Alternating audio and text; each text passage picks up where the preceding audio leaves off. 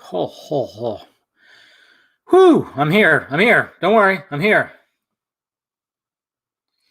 Sorry, guys. I had a little mishap. I tell you what. Okay, so obviously with everything that's happening right now, it's just fucking insane out there, especially trying to go to the grocery store. I've been to the grocery store, I've been to Rite Aid, which is like there's, obviously in proximity of my house. No water. No water. Okay. So finally today, when I go gas up at AM PM, I go inside. They have a jug of water, 2 jugs actually, but I only took one because I'm not an asshole. And I got one. But when I got out of my car to like bring everything up to my apartment, I dropped it, and I guess I fucking popped a hole in the thing. I didn't even realize. I'm like, I'm looking at my ground. I'm like, why is there water? So it was slowly leaking out. So yeah, I just had to clean up some water. Wasted water. Jesus. I tell you what, guys, what's happening? We're here. We're alive. We're quarantined. Oh, I should probably put the mic closer to me. Okay, something just fell. Hold on a sec.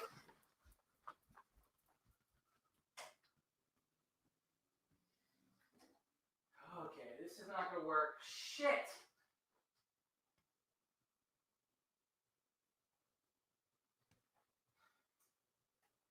Okay.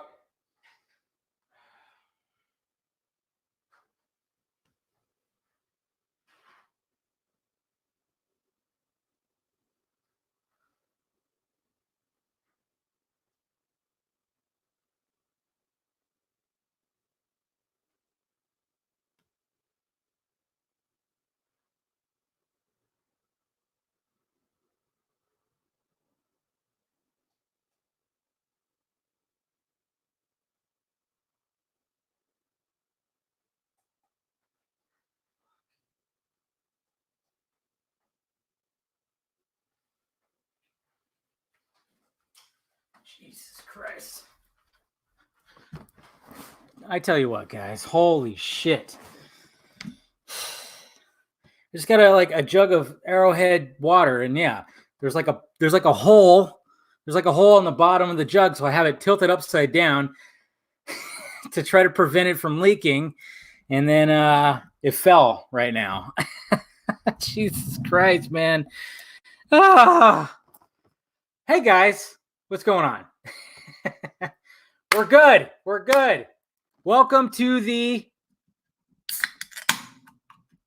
Quaranstream. Hey! Cheers. This is how we fight the coronavirus right here. Woo! Yeah, that water bottle actually fucking hates me. It's just, it's a normal little handled jug, a handle of water. And yeah, there's a hole in the bottom because I fucking dropped it when I got it out of my car. And so I have it tilted upside down. I put a paper towel underneath it to give it some grip. So if it falls again. But here you go, guys. I thought this would be fitting. So I got a tall can of Corona.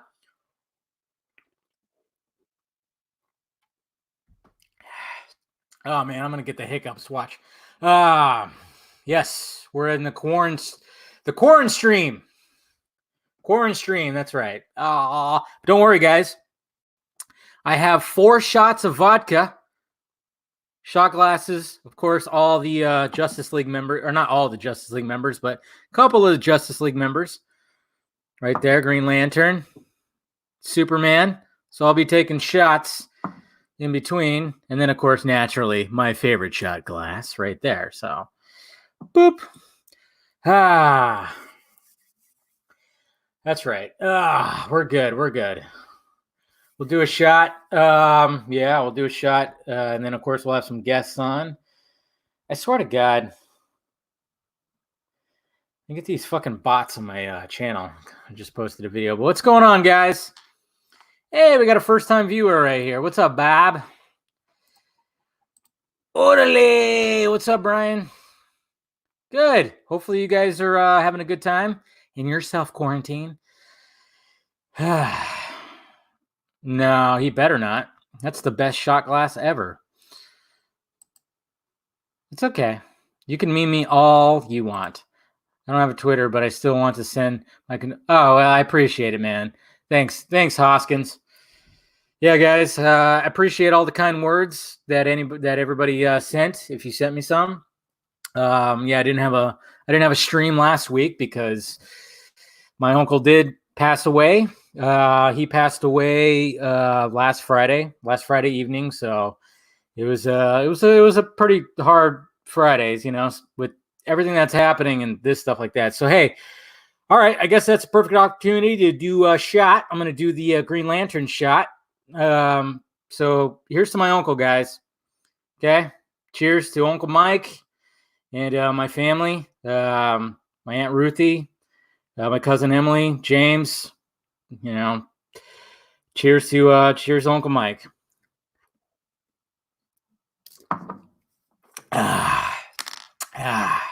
Woo, man, it's a lot harder to shoot it than it is to just sip it.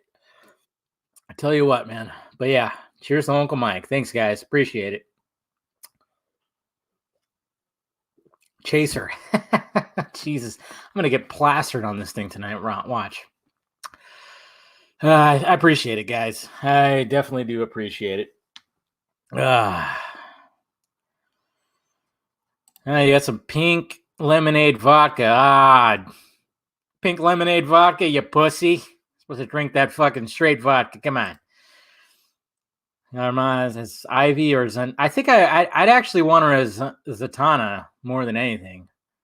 I know a lot of people were like pushing for her as Ivy, and I'm like, I don't know about that. My old theater head caught it. It may not seem like much, but please take a shot in prayer for her or whatever. Well, she got it, huh? Jeez, it's crazy. I did not think that this thing was going to get as bad as it is. I think a lot of people didn't.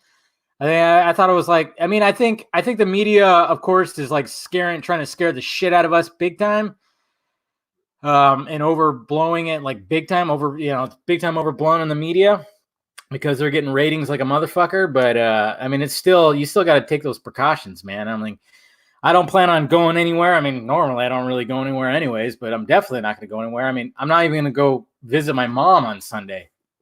Sorry, Mom, if you're watching, but I'm like hesitant just to do that because I still have to go to work and work in an office with people. And I'm not feeling anything, but I mean, well, one of my managers was out sick and he came back today. You never know. So you get the vaccine. Yeah. I mean, if it's available, but I mean, I would actually want to. I'd actually want people who are more susceptible of getting it and having really bad problems. I'd rather have older people and people with health issues to get the vaccine first.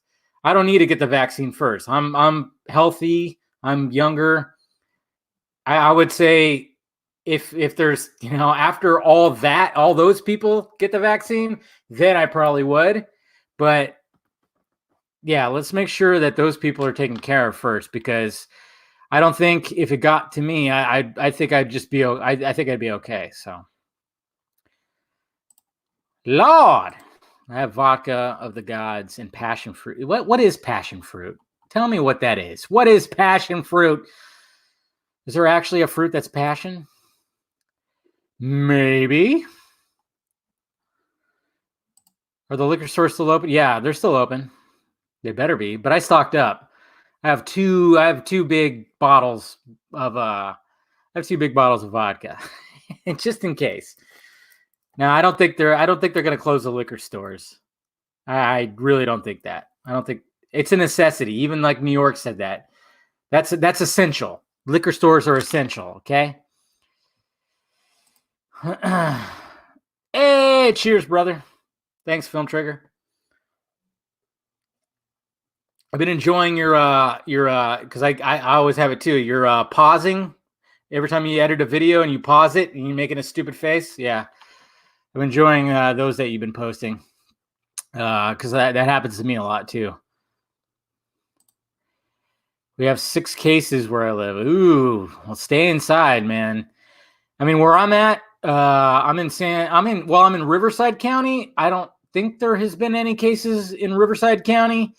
And then I'm right next to San Bernardino County, which there was one case earlier this week, but LA County has had many cases. So, and I'm like, we're right next to that. So it's like, there's lots of TED Talks on COVID-19. The takeaway I got is expect more outbreaks and we must help other countries over it. Well, I mean, we got to look out for us first, of course. But yeah, I mean, it seems like we're all kind of, it's a very weird thing, man, because, I've been seeing like people on the right and the left agreeing with each other on certain things, which is crazy. You're like, wow. And, but of course there's still naturally people that just want to just shit on everything that, the president's doing, Trump is doing and everything. They just can't help themselves. And it's like, okay, but still, we got to trust at least those people, the leaders. But you also got to watch out for yourself. You can't fully just expect the government to just make everything okay. It's an invisible fucking villain that we're dealing with here. I mean, my whole thing is the fact it's like, okay, the older population, 60 plus needs to worry. Okay. That's why I'm worried about my parents. Okay. Worried more about my mom because, she works for a city. And luckily, thankfully, today she heard that she'll be working from home starting next week. Like her boss said, no, you're going to work from home from next week. So thank God for that. And like I said, I'm going to keep my distance from her just because I'm still driving and going to work and working in an office. And I, like I said, I visited 3 places today, gas station, Rite Aid, and then a meat market that's down the street because, hey, they had eggs. Nowhere else had eggs. They had eggs. Not to mention I picked this up at that meat market because I was like, okay, I'm going to have a Quaranstream tonight. So, yeah. You just want to see. Oh, yeah, that's very true. You're absolutely right. I'm not going to pretend that that's not true. Teacher in Toronto here. Schools are closed for 3 weeks, so I'm off. Probably going to be much. Oh, yeah, for sure, man. For sure. My brother's a teacher too, Sinfinity. And he doesn't expect to go back at all. And it sucks too, because his son, my nephew, is supposed to graduate this year.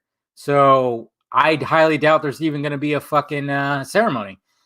Probably just, I don't know what the hell is going to happen with that. So yeah, I mean, I'm sure he doesn't care. When it came to my graduation ceremony, I was over it. I remember I was sitting next to my buddy, and I just kept cracking jokes on everybody who was speaking. I was just talking shit the whole time because that's what I do. Because I was so bored, and it was like, my last name starts with P, and of course they had us alphabetical order, so I was towards the end.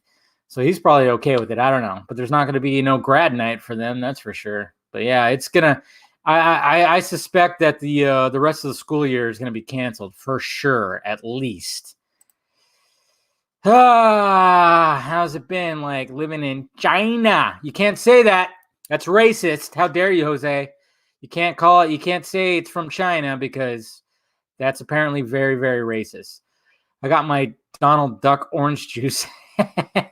Hey, that's got vitamin C. You're you're building up that immunity, man. There's nothing wrong with that. Nothing wrong with that at all.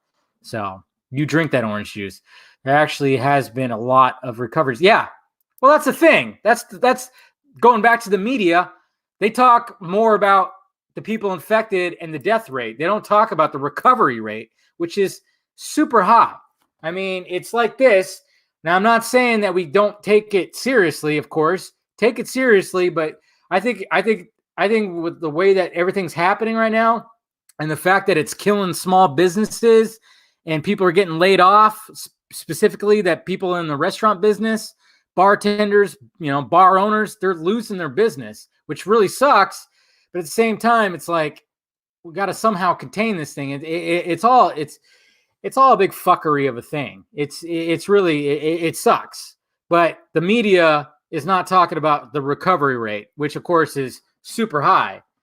They're not going to talk about that. They're going to talk about all the doom and gloom more than anything, instead of giving people hope and scare. They just want to scare the shit out of everybody. Thoughts on Drive starring? Drive. Drive. I love Drive's a really great movie. The opening, one of the best opening scenes ever. I can watch just the opening scene. It's perfect. That the opening scene first, that whole heist that he does in the opening scene is absolutely perfect. It's filmed, the music and the way it's shot. There's so much tension. Like every time I watch it, I'm just like, oh my God. Oh my God. So yeah, great movie. What do you think will happen in the Flash movie? It's going to get postponed. Hey, what's up, Edgy? Thanks, brother. Appreciate it. Are you having toilet paper shortage? No. I bought like a 24 pack like 7 months ago, and I'm like halfway through it. I don't know why these fuckers are like hoarding the fucking toilet paper. I don't understand it. Just like a lot of people don't. Joshua Graham, you want to get banned? Who wants to get banned? I don't even know. Don't get banned. Nobody's getting banned. Yeah, they're mild. That's why if like there is a vaccine, I'm not going to rush out and get it. People who need the vaccine, like older people and people with health issues, should get the vaccine. I'm not going to rush out and get it because if I get it, it's probably not, I'm probably just going to be down and out for a little bit, and that's it. You know, take the careful precautions, of course. I'm washing my hands more than usual and putting on the hand sanitizer and stuff. But I'm not like totally going crazy with it. You know, I'm still, if I need to go out and get, hey guys, I'm still going to go get my Wendy's breakfast tomorrow. Okay. I don't know about you guys. This is going to be the third time. It's third week. You guys know I was talking about that Wendy's breakfast. It's pretty fucking delicious. You know, the last vodka stream I did 2 weeks ago, I was talking about how I was going to get that Wendy's breakfast. I've gotten it twice now. And I must say, the Baconator, the breakfast Baconator is so fucking good. I love the Frosty Chino. And I've tried both the chicken sandwiches too, the breakfast chicken sandwiches. The croissant, I think it's a croissant, and then the bacon and chicken, and then the honey butter one. I think the bacon and chicken is a lot better than the honey one. But I'm still gonna go get that shit tomorrow. That's what I look forward to. It's the little things, guys. Come on. Dave, have you seen Chris' recent stream with Alex? Alex. No, I don't think I did. Is that the one where yeah. Is that the one with where they were talking about the copyright stuff and everything? I caught the very end of that. Dave, it's only racist when Trump says it. That's very true. No, it's racist when everybody says it, apparently. and it's funny too, because then he still goes Chinese virus, and it's like he doesn't give a fuck. You know, he's always had a problem with China, of course, but I mean, it's warranted. I mean, the place is not that great. They fucking stick Muslims in fucking camps. They do. It's a communist state, man. I mean, all those Hong Kong protests, remember all that shit? Andy Sandemus, the porn star, is in Drive with, really? The porn star? Okay, Stallone fan. Interesting. Marcus Jenkins, don't mention that. Chris's stream kicked Dave's stream's ass. Okay, so you're already talking shit, Hoskins. You gave me your condolences, and now you're talking shit. How dare you? Jester doesn't use toilet paper. He uses baby wipes. There's nothing wrong with using baby wipes, specifically at the end. Demolition Man, future coming true. Need to learn how to use. Yeah, I know, right? Jesus Christ. We had a 34-year-old die here. But yeah, see, that's the thing. Same with here. In Glendora, which is in Southern California, it's about a half an hour, maybe about 45 minutes away. City of Glendora, a guy went to Disney World in Florida, came back, had pneumonia, then got the coronavirus, and he died because obviously pneumonia is going to fuck up your lungs. So I mean that's the thing. It's a respiratory virus, So if you have any problems with your lungs, you need to take big time precautions. Luckily, my lungs are good. I don't smoke or anything like that. I did Hidden Shadows. I didn't like it as much as the bacon croissant chicken sandwich. Maybe because they just kind of like whatever, and they just kind of, I don't know. I didn't like it as much as the bacon croissant one, so I don't know. Did I miss you talking about the SEC at all? Where did Colbert get those? Mr. Colbert is probably going to show up in a bit, so just be patient, and we'll talk about it a little bit there. So somebody has been saying Henry Cavill and Henry Adams are getting too old. What? They're not getting too old. They're in their mid-30s. I don't even know how old they are. They're like what, late 30s now? They're fine. They look good. I don't even talk about that. Hey, which do you think is better, The Invisible Man or Ready or Not? I would say Invisible Man. I like Invisible Man a little bit better. Not a little bit better. I like it a lot because I like Lee Winnell. He's a good filmmaker, But Ready or Not, don't sleep on that. That was a good fucking movie. It's a good flick. Good flick. I did smoke, and I have just to vape. I feel a lot. Yeah, see? Now you're fine. As long as you don't have like breathing problems, I think we're all good. Don't worry, guys. Oh, she's in her 40s. Oops. But she's still the woman doesn't age, okay? It's fine. She could play Lois till she's fucking 60 years old. Okay, I don't think any of us will mind. Sorry, I totally forgot that she is in her 40s, but because she's been around for a bit. I always forget that she was in Talladega Nights. Yeah, but she doesn't look it. She looks like she's like in her early 30s. So we're good. Oh yeah, totally. Yeah, Weaving and Robbie should play sisters in a movie in the future. They really. Hey, look at that. We got Corona. Oh, we got the virus. The virus is in here, guys. Ha ha ha. Oh, you guys are funny. She doesn't age. She's a beauty. Yeah, and Cavill looks the same. So that point is moot, man. Who cares? She doesn't look like it. Sorry. The point is, she doesn't look like she's 45. So we're good. Don't worry. Be happy. Don't worry. Boop. Okay. Let's see. Sending out some invites.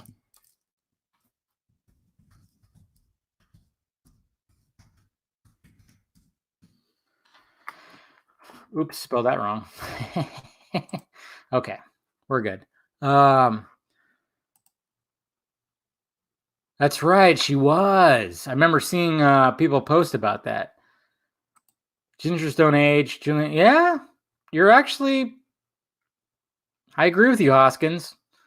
Julianne Moore, she pretty much has looked the same all the way up till now. Take a shot. Okay, let's take another shot. I'm going to take another shot. Let's do flash. Okay, I'm taking my flash shot. Here we go. Woo! Good God. Whew. It's so different from just sipping it to shooting it, man. I tell you what. Ow.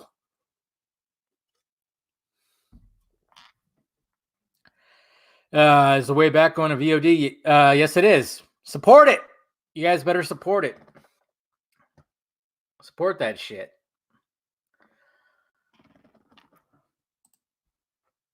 Support Ben Affleck. It's a good movie, actually. I actually really enjoyed it. I actually really enjoyed that movie, so you guys should watch it, support it. Don't illegally fucking stream it. So And hey, there he is. Mr. Steven. Hey. You made it. What's going on? Not much. Just in my house, like everyone else in the entire world. Yeah, looks like you. The background looks like you boarded up a window. Yeah, it's real bad here. It's that bad, huh? Shit. Fighting off the squatters. No, I because we're all home all the time. I finally got started on getting a office set up in the basement. Crazy. And so, because I need to I work at home already, and so, but like having the kids and everyone around all the time, it's like I need to actually get my own space to be able to get away to work. I think a lot of people are realizing shit they need to do in their home now. It seems like that way. I mean, I'm actually obviously I'm still not working from home from my normal job. I'm wondering if that's going to change, but I'm noticing a lot of people and talking to a lot of people. They're like, yeah, I had to do this and designate this area and blah, blah, blah. And I'm like, yeah, it must be quite an experience, especially having kids. Yeah. Yeah. And they can go down the stairs quietly now, which was not always the case. And so they'll just both all of a sudden show up and trying to write something or on a phone call or whatever, and all of a sudden they're just both there, they're like, I'll be quiet is always what they say, and then my son will take a toy car and run it across the room, and it's super loud. It's no, you're not. It's not quiet. It's not remotely quiet. I saw you tweet out that one whatever that senator or whoever. Oh no, it's the. He's actually, I think he's in South Korea, which is timing wise is interesting. Yeah. But yeah, he's a correspondent. Yeah, and, I thought he was a politician or something like that. I totally forgot who that was. But where his kid just totally interrupted an interview, and I'm like, and you said everybody's realizing that guy's fucking grief. Yeah, exactly. But anyway, Steven, I'm glad you're here because you did something pretty awesome today. You had a nice little interview with somebody from Justice League. I did not conduct this interview, so I have to thank Alex Leadbetter from Leadbetter. He always freaks out when people say his name wrong, and then because of that, it makes me say it wrong unintentionally. I have to second guess myself. But yeah, Leadbetter. And point is, he interviewed Eunice. What's her name? Eunice she's the stunt coordinator. Okay. Who. So Damon Caro started out as the Justice League stunt coordinator, but he got swapped over. Something happened with the person who was doing Wonder Woman, and so he was the replacement over there, during Justice League pre-production, and that was Eunice, and she also did The Force Awakens with JJ and The Rise of Skywalker. So he was interviewing her because of the Rise of Skywalker digital release, and asked her a question about Justice League. And she just said, basically, I don't think it's necessarily new or shocking information, but it is really exciting. Kind of the implication was that she hasn't seen it, but she knows several people who are raving about it, and she says that she texted Zach about it, and he's going to show her next time she's in LA. And so just the idea that he's showing it around actively, it's not just this thing he showed Jason Momoa once. What? Yeah. He's showing people this shit? What are you talking about? I know. So it's cool, but it's, like I said, it's not exactly, doesn't change anything that we know, but it's exciting just at the idea. Yeah, I know. So how do we get in that? You get more seats, right? Yeah, I know, right? He's got a theater. And I'm like, I live an hour and 14 minutes away. Snyder, you watching? You're quarantined. I should have sent him the link. Shit. Maybe I mean, I'm hoping for an invite at least. if he's going to show people, which I know he has, and I've said that before, like he has shown people. Like it's funny too because like it's difficult when I mean, you had somebody at Screen Rant interview this person. They said that, and then I've said it before. Where I was like, yeah, I know somebody who's seen the Snyder Cut. That's who my guy is, my source, my guy, whatever the fuck. And of course, people don't want to, believe it, or they're like, what the fuck, and it's like there's only so much I can say about it, and there's only so much I want to say about it because, I don't want to like spoil things. I don't know. And then, okay, one thing I wanted to talk to you about is this whole HBO Max thing and the fact that we all have to self-quarantine. And I see it on my timeline, like a lot of people going like, well, that now is the perfect time to release the Snyder Cut, put it on the streaming service. What are your thoughts about that? Because my thoughts are, well, it still needs work. I actually would prefer Snyder to get the movie that he wants to get with the additional photography and touch up everything, get everything finalized and fully finished. And let's face it, that's not going to happen when everything's on fucking lockdown right now.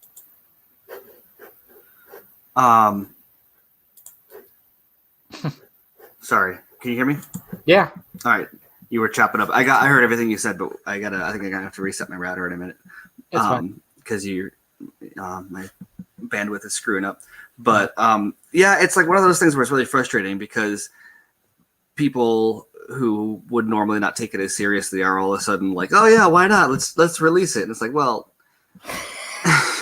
I appreciate the sentiment, and like I'm all for like if they could do what they want to do and release it next week, then great. Yeah, awesome. If there was some way that could happen, like I'm not gonna drag my heels, but like, it would have been nice if those people got behind it like a year ago, right? and then we'd have it by now. I know there's some people that are like that haven't even been talking about it. Are like, hey, it's perfect time.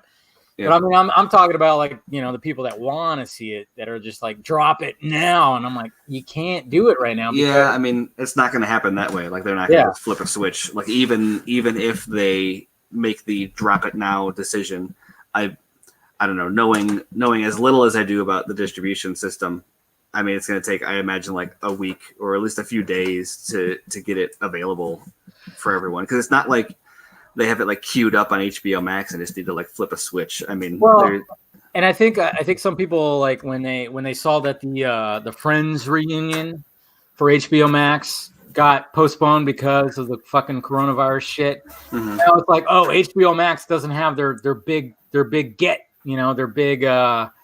their big pull, because that was like going to be their huge thing was like, oh, we're going to have all the cast members of Friends get together and just talk about Friends, which is weird in the first place. I'm like, oh yeah, I'll watch it, but it's like, god damn, how much money they're going to pay those guys. I'm like, fuck, man, it's crazy how those guys still after when did Friends end? Like 20 years ago almost. It's crazy to think about. Like 18 years ago, it was like probably 16 years ago. The fact that they're still getting paid millions because like the royalties for that are insane. It's very insane. I mean, they don't even have to work anymore. But the fact that all of them still do work, I mean, they're so I mean, it's crazy. But that was like the big HBO Max get. That was the poll that people were going to do it. So then everybody goes, well, what about the Snyder Cut? But it's like, hey, guys, it still needs to be. I want Snyder's full on movie that he wanted. I want his additional photography. I want everything that he wants. So he can't, they can't just drop it on, HBO Max right now. I want him to finish it. I'm still waiting. I'm still thinking it's not going to happen until next year. Like it's not going to get. I mean, like we'll get a release maybe date sometime this year, maybe. Who knows now? Yeah, I don't expect. Well, now with next year. Now with the coronavirus, I mean, a lot of the post-production stuff, I imagine, doesn't require people to all be on site. No, but you just need some, people to touch up the VFX, which could be like 5 tops. and and there's a number of hours, but I think it can all be done like remotely from what I understand. That too. But if he wants to shoot extra scenes, that's gonna take. Not only is he gonna need to I don't think he can run with a small enough crew to do those, and then also, I imagine since they're not already scheduled, like even if he could get one that like a less than 10-person crew or whatever the gathering requirement is under quarantine, even in that case, who knows if he could like get the permits to shoot at the places he needs to shoot now that it's like maybe it was scheduled ahead of time, but it wasn't. So I don't know. It's so yeah, if it drops right away, it's going to be missing a few scenes that he wants in it, and so that's that question. Like, what's 214? Does 214 include those scenes that he's talking about? No. Well, or literally, or like when he says 214, is he saying except for these scenes, or is he saying, or are these scenes part of whatever his plan was? Well, I mean, that's one of the things I've mentioned in videos, maybe a podcast or whatever. It's like, okay, yeah, I mean, 214. That's what it is right now. Like maybe if he does do additional photography, maybe he'll cut down something else to keep it down to 214. He very well could do that. Okay, but I doubt he will do that, because why cut down other scenes just to fit other additional scenes? I'm all about. That's why I tell people like don't dwell on that 214 number, because I think the part. I think what everybody also missed about 214 is everyone's focusing more on the number, whereas he compares it to the Holy Grail, and so like you follow that the secret of the Grail, right? Like if you're going to follow it as an analogy, then that is one way to do it. Yeah, certainly. Just saying. So if you follow that analogy. What is the secret of the Grail? The king and his land are one. And so to me, what that says is 214 is whatever he wants it to be. 214 is not a unit of math, it's a symbol. No. It's a 214 represents his pure cut. Because even his cut doesn't include credits. And so exactly the director's cut is 214, and so 214 plus credits, which is how runtimes are listed. Yeah, it's going to be longer. The only reason 214 exists is because it's on the director's cut, which is prior to credits are added. Yeah. And so 214 is important, but it doesn't necessarily mean 214 minutes. It means exactly the way that Snyder wants it. That's what 214 means. Exactly. Yeah, I mean, yeah. Let's just. That number, I mean, it does mean something. It's great. I love, the fact that what you're saying, yeah, that's exactly it right there. But it's like, hey, the more the merrier. Hey, if we're going to have a longer Justice League, hey, so be it. I think we can all appreciate that. And then, of course, we have, hey, there he is. Hey. What's up? Sorry, I was listening to you guys on my phone. Yeah, yeah. What's going on, man? How you doing? Nice shirt, by the way. Oh, thank you. I appreciate that. I like it. It's comparative gold gym for all you youngins out there. That's awesome. What's going on? What's going on in Florida? Well, he's on here. I'm going to jump off real quick and fix my internet. Okay, fix the internet. Okay. Well, I heard what you guys were talking about before we get into Florida. Yeah. I think a way to say it more succinctly is the cut he did was originally 214. That was the plan. But now that he's in negotiations and everything, he can get more than the 214. Exactly. So now it's become symbolic. But originally, I think the cut he brought to them was 214 minutes. Of course, yeah. That's why he circled it on that poster. I mean, in 3 hours and 34 minutes. Yeah. There's nothing. Yeah. And that's what it currently is right now. And then he's using that number, and like Steven said, the Holy Grail and everything. It's almost like it's like a symbol. It's like Superman's S now. Right. It's a symbol of hope. 214, put that on someone's chest. That's great. But don't dwell on that number. It's going to increase. And anybody who doesn't, who's totally against it being longer than 214, I don't understand that. I would want it to be 314. I want it to be 414. You know, Jesus Christ. You know, like I'm all about that. I'm all about it. Yeah, I think the pushback on that is sort of like a bait and switch. And what I mean by that is I don't mean it's really a bait and switch, but I get it. Like you've been fighting to see what he actually did. Yeah. And you want to do a comparison. And I want to do a comparison. You know, I would love to see his cut that he handed in and compare it to Whedon's cut, just on an intellectual level. So I think there's a level of that which is different from the level of just wanting to see Snyder's vision. Because for me personally, when you start talking about the episodic stuff, I'm not as interested in that. Because he did a Man of Steel, he did a Batman vs Superman, Justice League is the follow-up for it. So for me, I would want to see another movie rather than have a whole episodic series. Not that I wouldn't want to see an episodic television series by Snyder. Yeah, it's just it would be weird for me to go from movie to movie to a series. What if it's like Tarantino's cuts of like what is it, Hateful Eight? That's on Netflix. That's a mini series. I mean, I haven't seen Hateful Eight or the miniseries to be able to comment on that. I haven't either, so I was hoping someone else had it. But it's basically a longer cut of the movie. Like I don't know that he added it.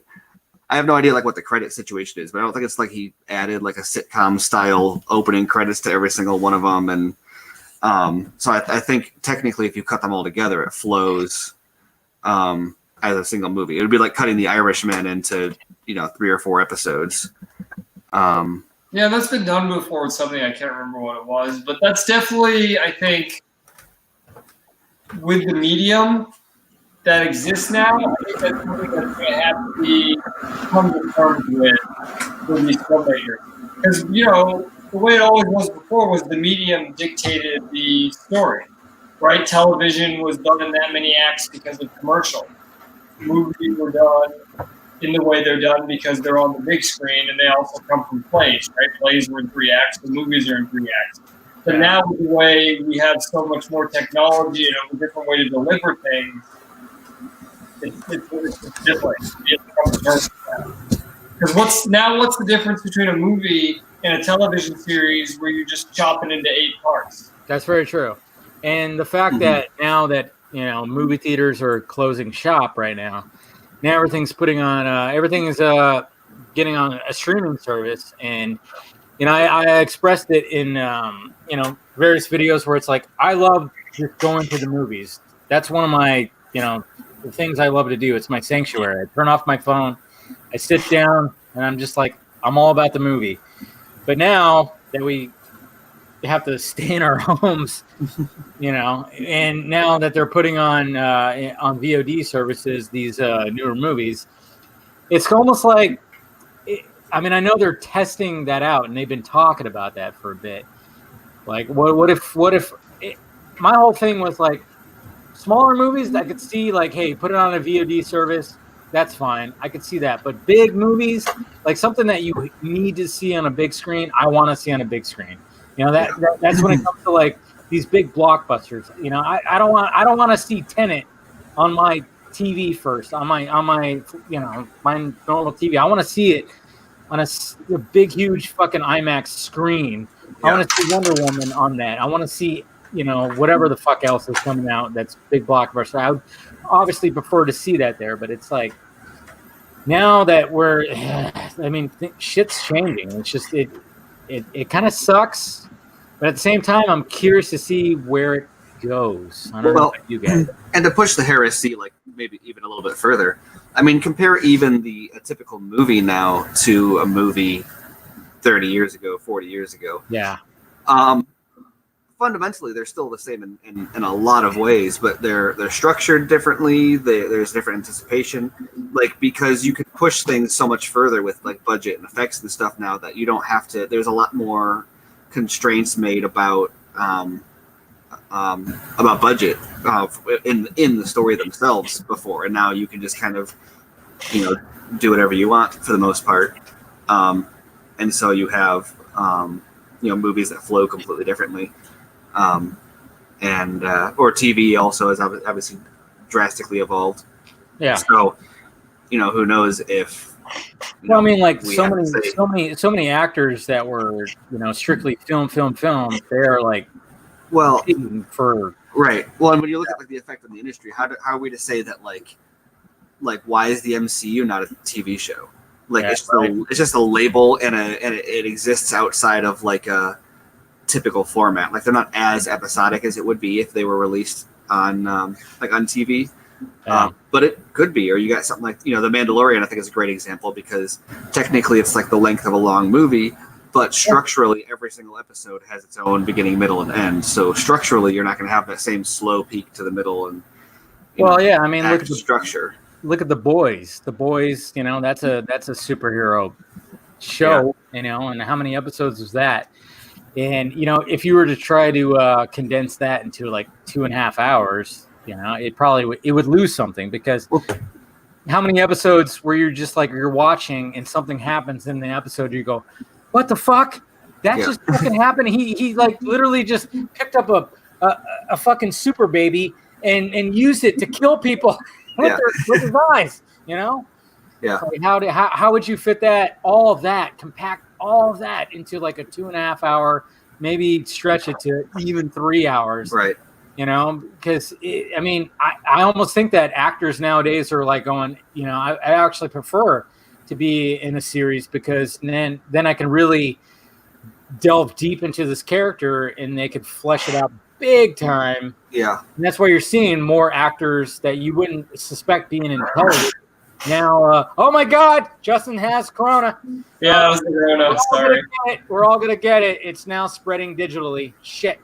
Anyways, but yeah, actors are, now they want to be in that medium of, as before. It's like no, but back in like the early, in the 2000s and the 90s and before that, if you're like in the movies, you didn't want to be on television, not at all, unless your fucking career just like fizzled out.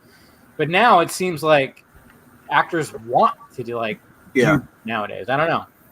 That's just what I'm seeing. I feel like the Emmys are more highly regarded, I think, also.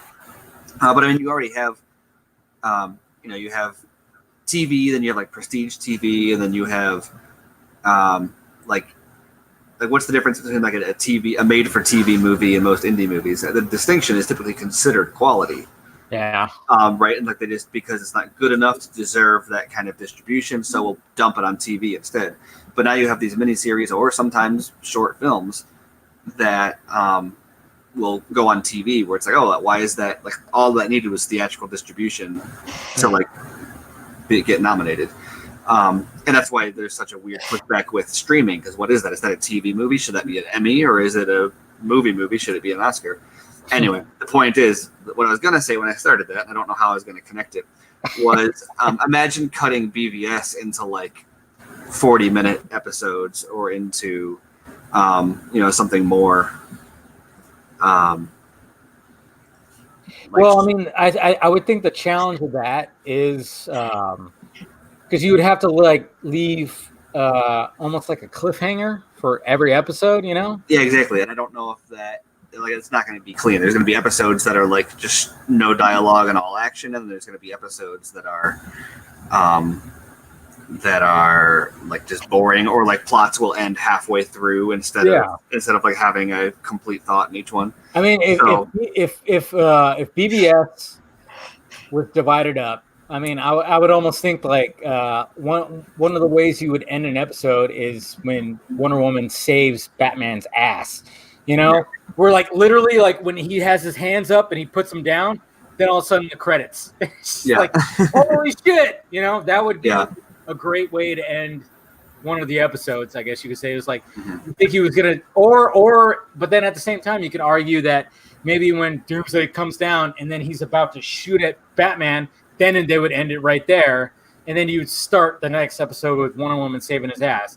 Yeah. I mean, that must be like that would have to be very difficult to determine. Like, well, in our would be going to be the same length, or I guess if it's on streaming, it doesn't matter. But I don't know, it's uneven. So I can understand, like, and maybe it's meant to be viewed all the way through, but you just the first, you don't view it all the way through the first time you see it. You watch it as a series first, and then what kind of experience is that? I don't know, but I bet we're going to see that kind of thing a lot more in the future as like media evolves. What do you think, Justin? Do you think what do you think is happening with especially everything now in streaming services, and we're basically in the middle of a streaming war? What's your look on the whole thing? Are you all about it, or are you just like, nah, fucking let's keep it in the theater? What's going on? Well, I think I was waiting for you all to finish because you were all making a lot of good points, and I had a way to sort of cut through it. I think, like I just said, I think you all made a lot of good points. I agree with you about the movie-going experience. Yeah. There's something unique to that shouldn't be lost. I do think it's partly communal, though. There's something about being there in the theater with a bunch of people and sharing an experience with them.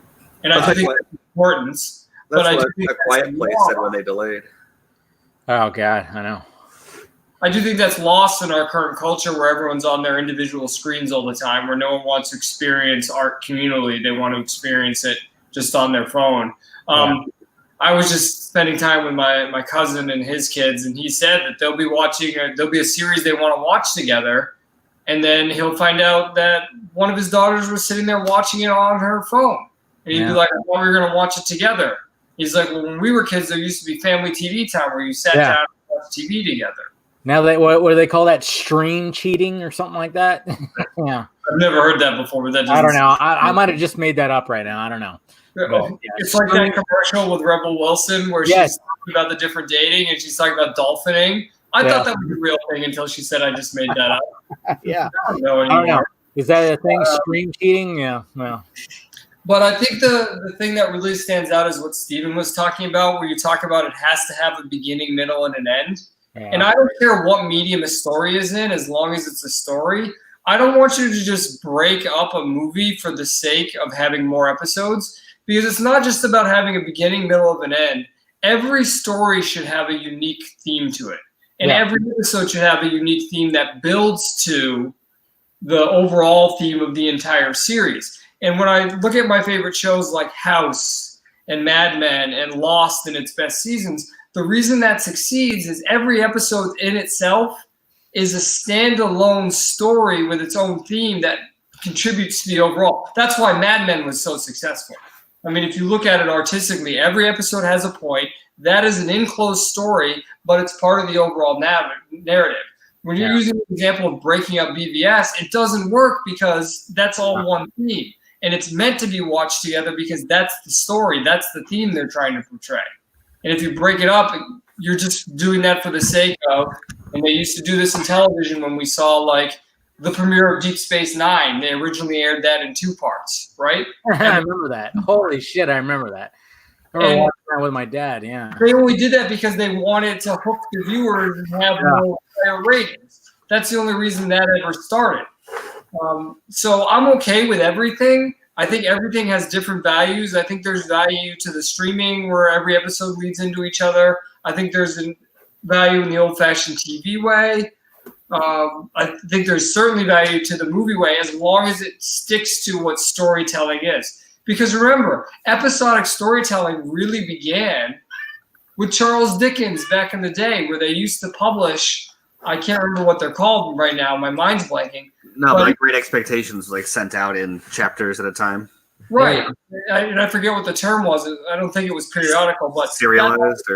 You went to the newsstand and you got whatever the latest chapter was, and that's how you got it. So there's a long history of stories being released in that way. Yeah. And I can see it going back that way even with the written word. I don't know why, and I've considered this myself. I don't know why more bloggers aren't saying, I'm going to write this book, and as I write it, I'm going to put the chapters up. So here's chapter 1. Oh, you can pay as a Patreon to read my next chapter rather than just e-publishing a whole PDF at once.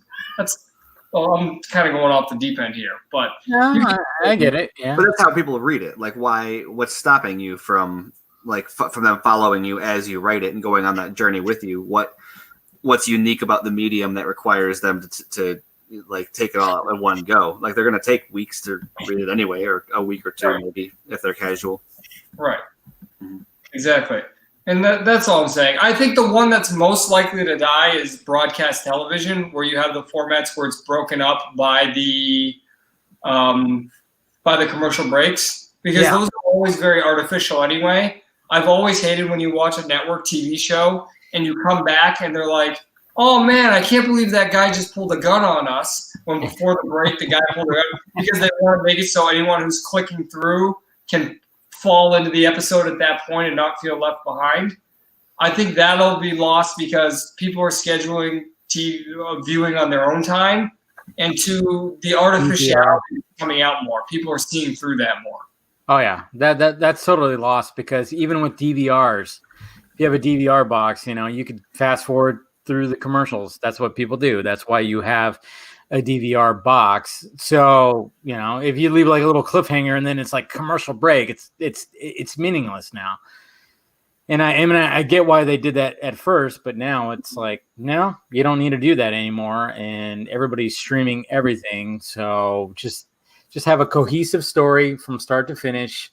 Even if it's like you said, Justin, every episode is like, a start to finish. It's like a first act, second act, third act in that. But then there's like an overall story that they're contributing to. But at the same time, it's like this could be a one-off. I mean, even like with Breaking Bad, I don't know if you watch that. I mean, there's sometimes, for instance, there's like one of my favorite episodes of Breaking Bad is when they're like kind of, I guess it's convenient, quarantined inside the lab. I don't know if you guys seen, the one with the fly. The fly. That was a great fucking episode because, and the fact that episode came to be because they needed to have a cheap episode that they shot. So they scrambled, Vince Gillian, wrote with his writers, said, let's write an episode where they're quarantined inside the lab. It'll be cheap. We can have an episode that we can get by. And it worked. It had a beginning, middle, and end. Episode. Yeah. Huh? That's the bottle episode. Didn't you watch Community? Yeah. There you go. And it had a beginning, middle, and end. It was a great episode. And it still worked with the entire story of Breaking Bad, even though it was self-contained. Well, because the dynamics in that episode were largely symbolic of the overall series, right? Mm-hmm. I mean, it wasn't. It's been a while since I saw it, but wasn't there a big thing about killing the fly? Jesse Pinkman was getting himself into a lot of trouble because Walt wanted him to kill the fly. Yep. Yeah, it had everything that the story needed because Walt was like tired. He was projecting his circumstance in life onto the fly. And the fact that microcosm he was so fixated on the fly, it was like it was almost symbolic of like how he was treating his life at the time. And Jesse was like, what the fuck? What the hell? This is whatever. And the fact that Walt was, there's moments in that episode where he's fallen asleep and he's so exhausted, and then Jesse sees that, but at the same time, he's like trying to help. Yeah, it's overall, it's a great episode, and that's why. In the fact that the matter that it came to be because they needed to have like a cheap episode. I just kind of love that aspect of it. Yeah. Yeah. Well, and the symbolism I think also plays with the classic story, The Fly, right? Because Breaking Bad is all about a transformation, and in a way, that fly is what Walt's going to become. Yeah, there you go. That's another way to look at it too. Sorry, my English literature into here. I'm sorry. It's fine. I actually wanted to ask you, Justin, how's everything going? You moved to Florida recently. How's that? Well, do you want the world going crazy or the post the world going crazy? Well, let's talk about the pre first. So, I haven't had a lot of time to adjust because I really jumped right into like, oh, now you're teaching high school and now you're the assistant wrestling coach. And it was just like, go from the beginning. And they didn't give me like, the major thing is they didn't give me any lesson plans. They didn't give me any guidelines as far as what to teach, especially in my speech and debate classes. So I have 2 classes of English honors, 2 classes of speech, and 1 of debate. And with English honors, they're like, read this story and talk about it, which is easy. It's just a thematic, like what we were just doing about all these movies, right? About Breaking Bad. It's that over a series of weeks. But with speech and debate, they gave me nothing. So I'm going into class every day, just pretty much making it up as I go. And then they fired the last teacher like 2 weeks before they hired me. So you've got all these 10th graders, and you know the way high school kids are, who are pushing back against me because, here I'm the new guy coming in. and they were with the other guy for the whole first semester. So there was dealing with that, and it's just a lot of like, it's just an unfortunate situation that will get easier as I go into next year. If I go into next year, and I don't mean that as that I'm going to get fired, I just mean that now the situation has become even tougher because I just had a week of spring break. We're going to have a second week of spring break where we're going to be learning how to do distance learning for these kids. But not all the kids at my school, because it's a low-income school, have access to computers. Yeah, they can't all learn digitally. And there's no real way. I mean, these kids, some of them aren't paying attention when they're right in front of my face. There's no real way to get a lot of these kids to pay attention on the computer. And then, and I don't know if you guys have gone here yet, but we're going to possibly, worst case estimate, and I don't agree with this, I don't think it's going to happen. I think we're going to be done by the end of April. But worst case estimate, people were saying due to this artificial bullshit, we're going to be out for 18 months. So this could extend all the way into next year. Now, the estimate Trump and everyone is giving is July. But even then, that kills the entire school year. So there's just... Yeah, it keeps on increasing. Like, everyone's like, okay, close everything to the end of the month. And then all of a sudden it was like, okay, now till May. Now, when it comes to California, that's what it is right now. It's May. But for school? Yeah, it's May 1st right now for most schools in California. But, because my brother, he's also a teacher. He's a teacher. He teaches math in high school, various, different, either trig or, whatever the fuck. And it's funny, too, because he was out of work because he busted his Achilles and he was about to go back. And now he's not going back for sure. But I was talking to him last night and he was like, it's probably going to get canceled for the rest of the school year at least. Yeah. And I could totally see that. And it's kind of strange because his son, my nephew, is supposed to graduate this year. And I'm like, is that even going to happen? There's not going to be a ceremony. I can't. They pushed school back a week for us. They sent out, the superintendent for our district sent out a message to the parents that said, if you would like, you can hold your kids back. What? So they gave them that option to say, if you wanted to repeat the year, they can. That's interesting. Because, he told, I was actually on a three-way call with him and my mom, and she was going, what are they going to do? Like, if the kids aren't finishing the year, how are they getting their credits to graduate? And he was like, I think they're just going to deal with, whatever they have right now. And I'm like, wow, that's pretty interesting. I hope, I don't know. I don't know what's going on with all that. I hope no one, sees this stream, or if they do see it, they understand where I'm coming from, because I could see potentially someone getting very angry about what I'm about to say. For a lot of people who go to high school, it doesn't matter if they miss 3 to 4 months to their graduation. They're going to do what they do anyway. Hey, I'm one of those guys where, when I knew I had enough credits to graduate, I didn't give a fuck. Well, give a fuck. That's why I'm comfortable saying what I said, because it has nothing to do with the intelligence, ability of where they end up. I'm not talking about the bottom. I'm not talking about the top.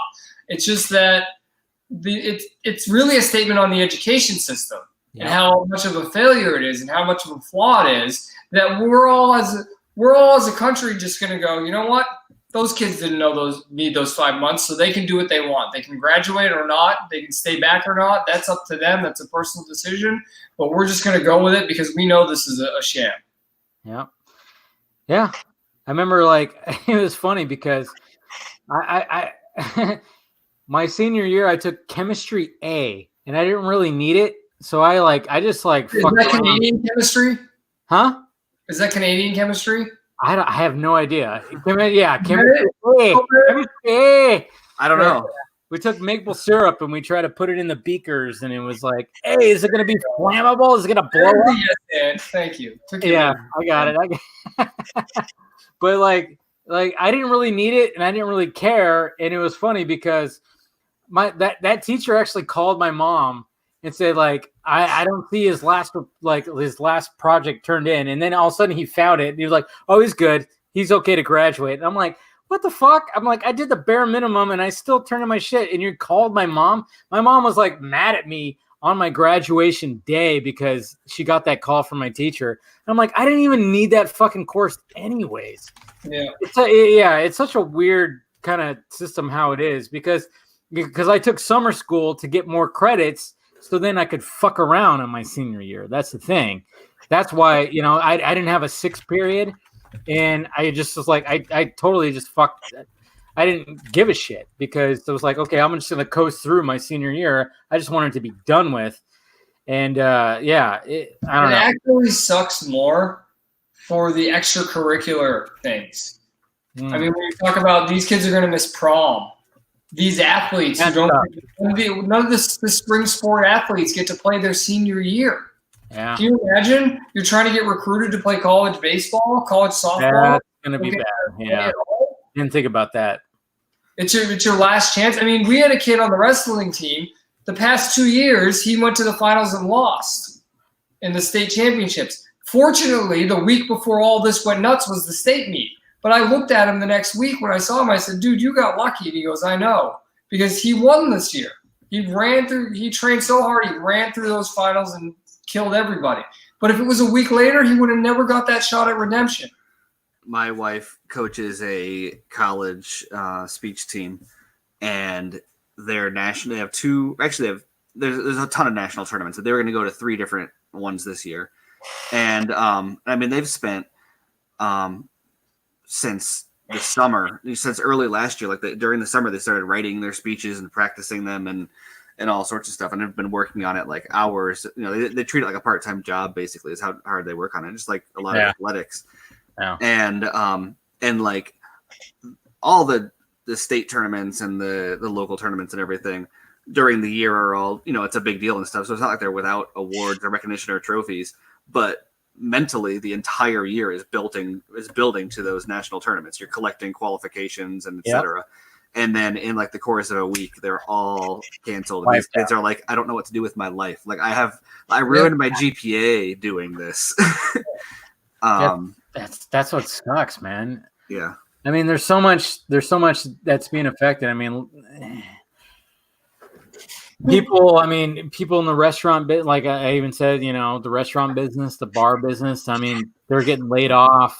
There's so many aspects of everything that's happening right now. I mean, my family owns a picture frame store, or my sister owns it now. So she got it from my dad, but we've had it it's been in the family for like 30 years.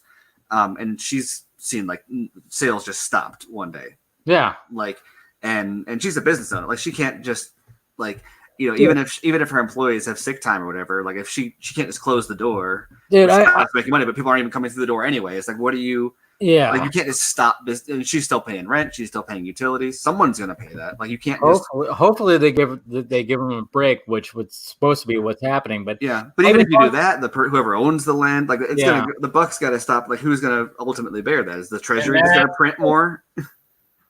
What'd you say, Justin? No, that's the question. What he just said is it's right. It's turtles all the way down. Somebody's going to have to pay it eventually. Exactly. And it's funny because I talked to one of my coworkers today. We just were chatting and we were talking about, he asked me, he's like, what do you think about all this craziness that's happening? I'm like, I don't know, man. It's nuts. And he goes, the first thing he says, like small businesses are being affected big time. He goes, one of the people that worked with our company, he retired, invested a bunch of money into a pizza place that was doing well when they started, but they started 2 months ago. Man. Yeah. Yeah. And they were killing it for like a month and a half. And then all of a sudden this shit happens. And now the fucking business is.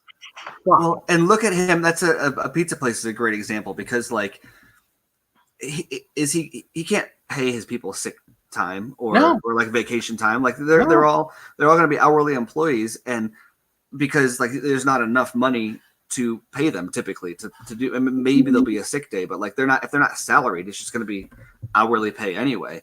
Yeah. And so they're not going to work. He's not going to bring them on hourly if there's no pizzas being Yeah. pizza. There's still pizzas being ordered, but like if they had to just like close up shop and couldn't deliver it and do drive through or anything, and just stopped having income, you can't have the people fill their hours out. So all of your employees are going to go weeks without a paycheck.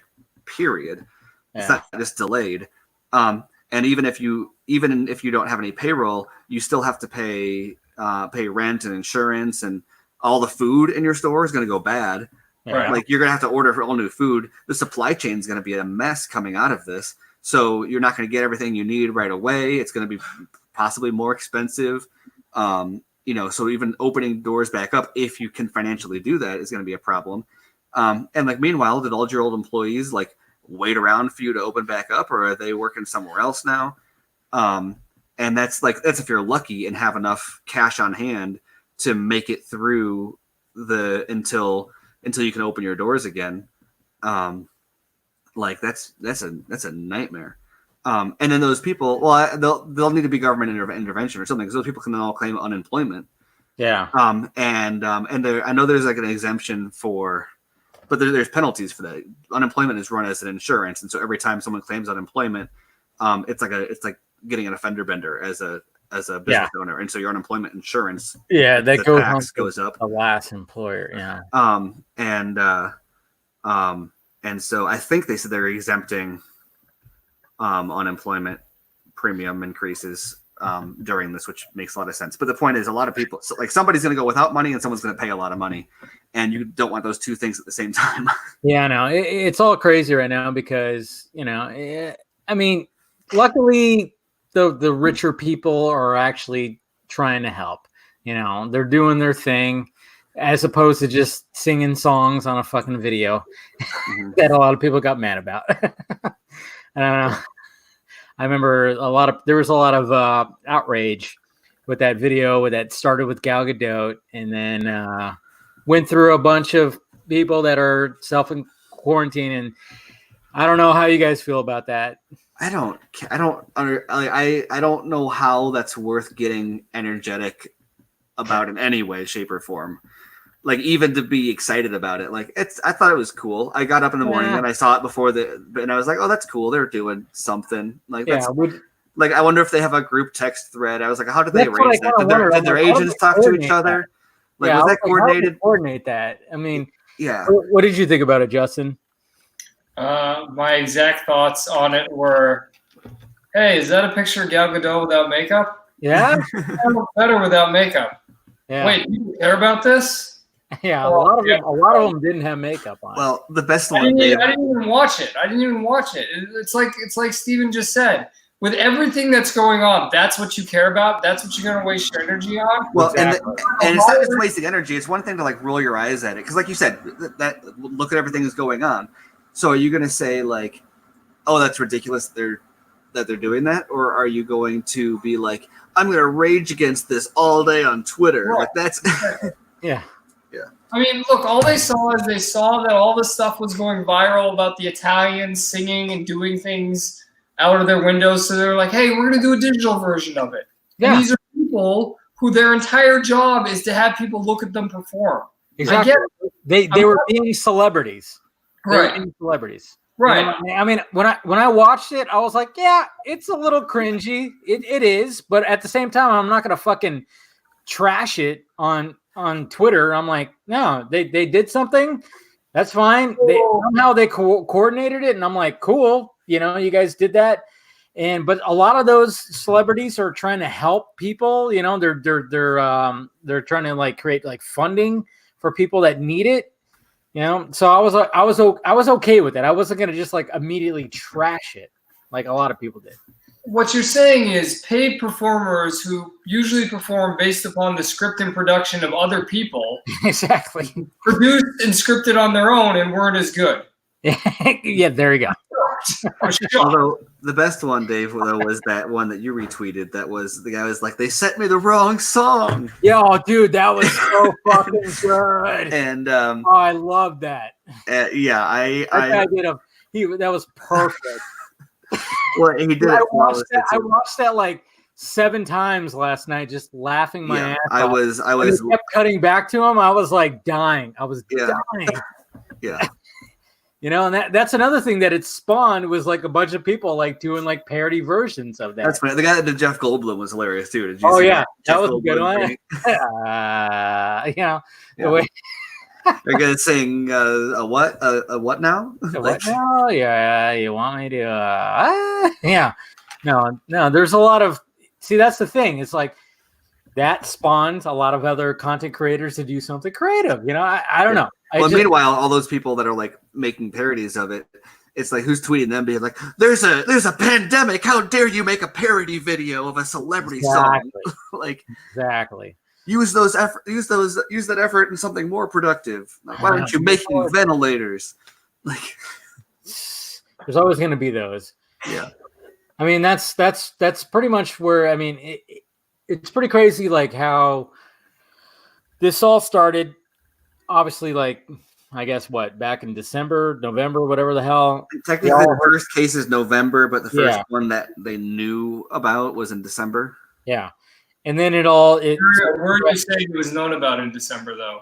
What? Where are you saying it was known? Are you saying it was known in China in December? In China, yeah. Okay. Yeah, there was a case in China in November, but China didn't know about it in November. But China did know about it in December, and then we didn't know about it until shortly after. I think it's been in the U.S. since at least the end of December, beginning of January. Oh, yeah, I'm sure it has. Yeah. Oh, for sure. And nobody knew because nobody had called it the coronavirus yet. People just had the flu. Correct. During flu season. I say that because my fiance recently has started saying she thinks she had it already. Yeah. And then I started reading other people say it. And then she recounted what happened and everything she said. I remember. She was always complaining to me. This was like 3 weeks at the beginning of January. They ended up putting her on antibiotics. She was complaining she was having a hard time breathing. She was having muscle aches. She had a dry cough and a headache. There it is. I had that too. It was way milder than a lot of people are claiming. So I don't know if I had it or not, but it was the same cycle of symptoms though. Yeah. So I think it's been around longer because that's a major thing about this that I can't wrap my head around. The idea that we're sitting here and we're going, these people took a test, so we know these are the amount of cases that are in the country. This is when it started. We know it started February, whatever day. That doesn't make any sense to me. It's not like we've got a computer that's monitoring everyone and goes, there's a case. Like one of those. Yeah, well, we didn't even know to look until right. And I think they assume that too. A lot of the messaging that I'm getting nationally feels very, I don't want to say like manipulated because I'm not being conspiratorial about it. But I think they're kind of just going with the mainstream flow because they know they're not going to get people to calm down. And so they're like, look, we're taking this seriously. There's other benefits to this. When this is done, we'll have a biological incident response plan that we know works. I mean, look at all the regulations they've managed to slash finally. like there's a lot of like natural parts of their agenda that have been kind of developed through this. And that's not to take it less seriously. I do think it's pretty serious, but I think that I get the impression that like the response team is taking it as seriously as they're expected to, more so than anything else. Yeah. See, Miguel in the chat just said something about what happened to me too at the end of December, right about when she got sick. I was just taking NyQuil every night to kick a flu. So did I have a weaker version of it? Same. No. That's the thing too. Or everyone else is just a pussy. Yeah. Right. I mean, that's always clear. I mean, that's always the answer. I know that's the thing. It's like, how do you know you didn't have it before? I mean, because it's essentially it's just a flu, and I remember even like I've listened to various podcasts with doctors talking about it. Some people even say like I'd rather have this than the actual flu that's out there because I think because it's less, at least if the symptoms were like what I had. I hate, like I get sinus infections or like congestion in my head, and I hate that. And this was all chest. I don't like that either. But like once the fatigue and the headaches were gone, it was like I'm just coughing and like that sucks. But like yeah, and that's what I was saying. Having a raw nose and just and that's what I was saying at the beginning was because somebody asked me like, hey, if there's the coronavirus vaccine, are you going to take it? I'm like, probably not, because I think the people that need it would probably, I'd wait till they got their, through all the older people and the people that have health issues, respiratory issues. they could take the vaccine first, and then if there's anything left, maybe if I really need it. But if I contract it, I don't think I'm fairly healthy. I try to keep my health up. I don't think it's really affect me. Well, even with the testing, that's the thing that's driving me like really crazy is how everyone's so focused on like, do we have enough tests? I need to get tested. Like everyone needs to get tested. Everyone needs everyone to get tested. And it's like there's of the people, like the only people who we need to test are people who are in a high risk group who are showing symptoms, because they're the only ones who is going to change how we treat them. Anybody else that gets it is going to be told, take NyQuil, go home, drink fluids, get some sleep. But somebody that's got a compromised immune system, someone that's over 60, 65 years of age, they're showing symptoms. They go in. Every test that we have needs to be available for them because they're the ones that are going to be told, okay, we need to admit you. Yeah. And so every time everyone like freaks out about tests, it's like nobody, and it's even worse is because if we had tests for everyone who's like casually thinks they have it, then everyone would be in the hospital. Like, I have coronavirus. Like, no, you'll be fine. Like, don't go take the hospital bed from the person who will actually kill. Don't take the test from the person that'll actually kill. Don't take the vaccine or whatever. Like, those people are more important. We'll all just like have a cold for a week. And like, I say we all, assuming we're all around our age and fitness, but like, yeah. No, that's the thing I worry about. I had a friend of mine who she got a throat, like she had an infection in her throat, and she was like worried about it. And her doctor was taking even more precautions because of what's happening now. She's all, if you get a fever, you go to the hospital. You go to the hospital. And she was actually like sending me pictures of like a thermometer, and she was like 99.1 or something like that. And she was like, oh, I don't know what to do. I'm like, just put a fucking cold cloth on your head, see what happens, relax. And if she felt this exact same way, and there wasn't this coronavirus name in the zeitgeist, she ended up going in. She ended up going in, and she was, she ended up being fine. Like, they were checking everything, and they're like, no, it's not even that. It's not that. Just go home, take some of this. People start dying because people. I mean, sorry, not to like trash on your friend, but if people start dying because our doctors are busy taking someone's temperature who just needs to go watch some Netflix and drink some Gatorade. Exactly. I am going to be so. No, I mean like this. Out of everything that's going on, like that's the thing that bugs me the most. It's like, you shut up, stay home. That's what I try to tell her. That's what I try to tell her. But then she's hearing from her doctor, if you get a fever, go in, and that's the thing. And I was trying to, but at the same time, I'm going, just put a fucking cold cloth on your head, relax, see what it's like tomorrow. But then she's hearing, from her doctor, hey, go in if you have a fucking temperature. And why is a doctor even saying? Exactly. I was more pissed at the doctor. I wasn't like pissed at her. I was pissed at the doctor. I was like, why is that doctor telling you this? Because the doctor's freaking out because of what's happening right now. Fucking It's crazy. What's going on in Florida, Justin? Are you one of the? I'm waiting to watch your video pop up in one of these spring breakers getting interviewed montages. No, I was at my cousin's condo on the 10th floor looking down at those people. I know. I saw. Yeah. I saw you post something. Like, didn't you post a picture? Yeah, well, because you retweeted that, and then Russ replied, and was like, Justin's probably there, and so I took a picture of the beach and replied. Because I think it's funny. I've been trying not to post that stuff on social media because I don't want people to go off on me. Yeah. But one of the things I do appreciate about being here versus being in California is the 180 of the response. And what I mean by that is, like, I literally went to a steakhouse and was talking to the waiter, and I was like, yeah, it's refreshing that, like, you guys aren't freaked out here. I was like, it's calm here. And he goes, well, yeah, when shit happens to California, we know that's them. We don't have the same culture as them and everything. It had to be pretty easy to get to here. Well, and go ahead. Oh, no, you go ahead. I was going to I'm too good at interrupting. So you can finish, then I'll have. So there is a good, there's an element of that where they're not freaking out, right? Which is great. And I hold out hope. I think that the California illegal, and I use that word very intentionally, lockdown is going to spread across the country. I know Chicago's that way. Pennsylvania's already done it. I don't know if they have the same legal consequences. In California, Gavin Newsom's order says that you can be cited for a misdemeanor if they catch you breaking it. That is martial law. Dude, and I don't know if it's going to go to Italy, but they're calling you a shot when they're saying, look at what's happening with Italy. We need to do that. They're telling you they want to have martial law. Italy brought the military in. Yeah, they're bringing in the National Guard. That was earlier. They're bringing in the National Guard. You're saying that's not for enforcement principles, though, but that's yeah. Oh, they're bringing in supplies and this, that, and this, and that's what's going on. I don't know. It's rough. Whoops. Sorry. I gotta take a pic. I'm drinking this shit. So talk amongst yourselves. So speaking to your testing point, Stephen, Florida is bringing in the National Guard, but they're setting up a testing center in the Orange County Convention Center in Central Florida.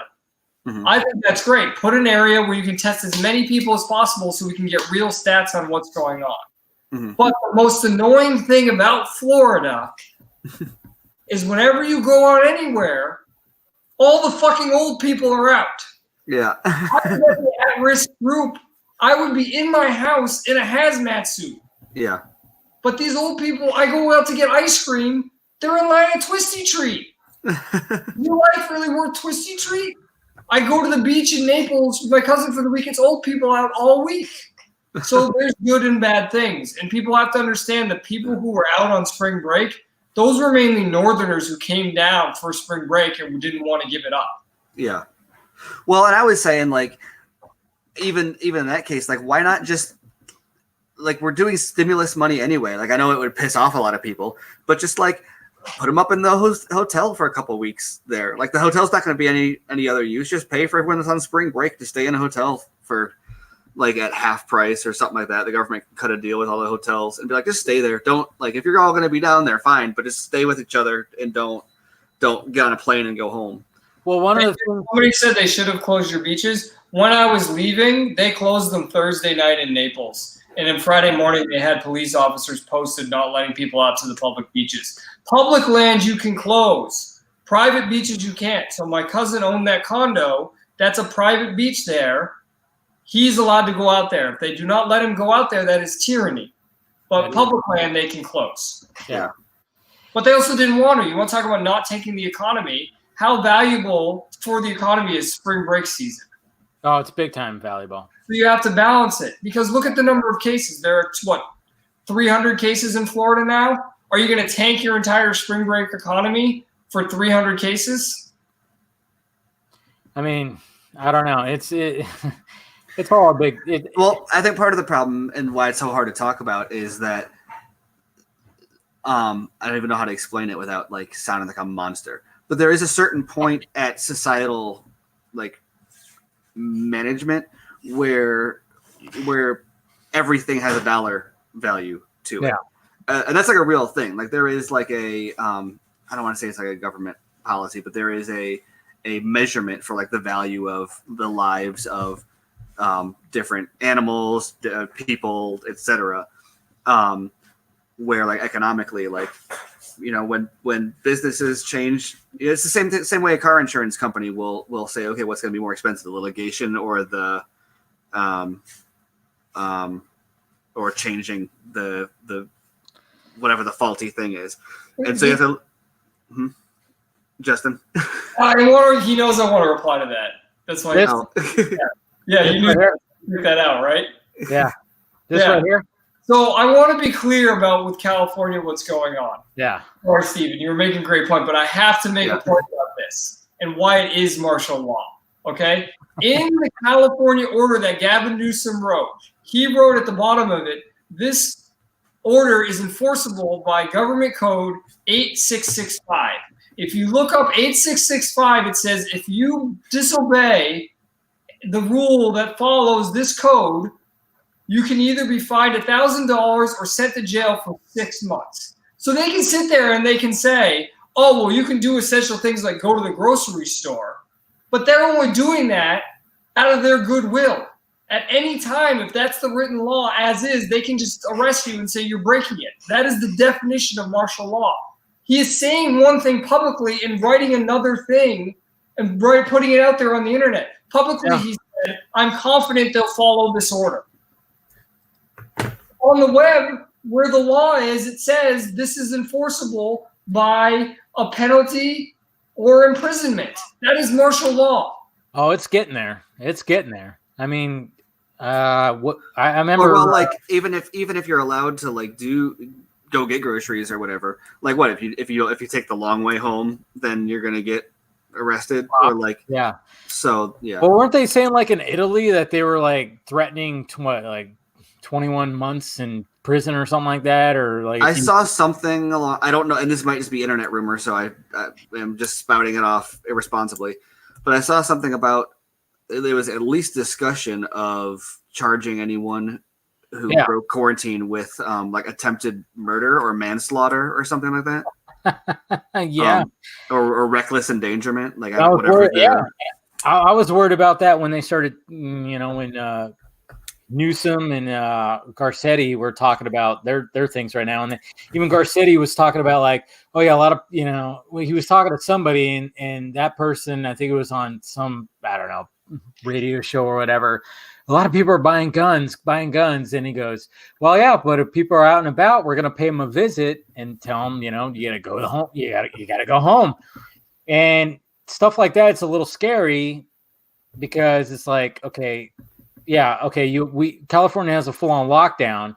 Is it going to get to the point where if somebody's out and about, not locked down, and they're refusing to go home, what are you gonna do? Are you just gonna throw them in a fucking cell? What's gonna happen with all that? In Philadelphia, remember they were talking about like, oh, we're not even gonna arrest people for tiny little crimes anymore, break-ins and this, that, and this. We're not gonna even, we're gonna try to keep the officers safe, and we're only gonna like dispatch them out for like big time crimes or something like that. I'm like, that just it's just sounding like Fury Road. We're gonna end up in Fury Road, Thunderdome. What the fuck? I don't know what the fuck's going on. Yeah.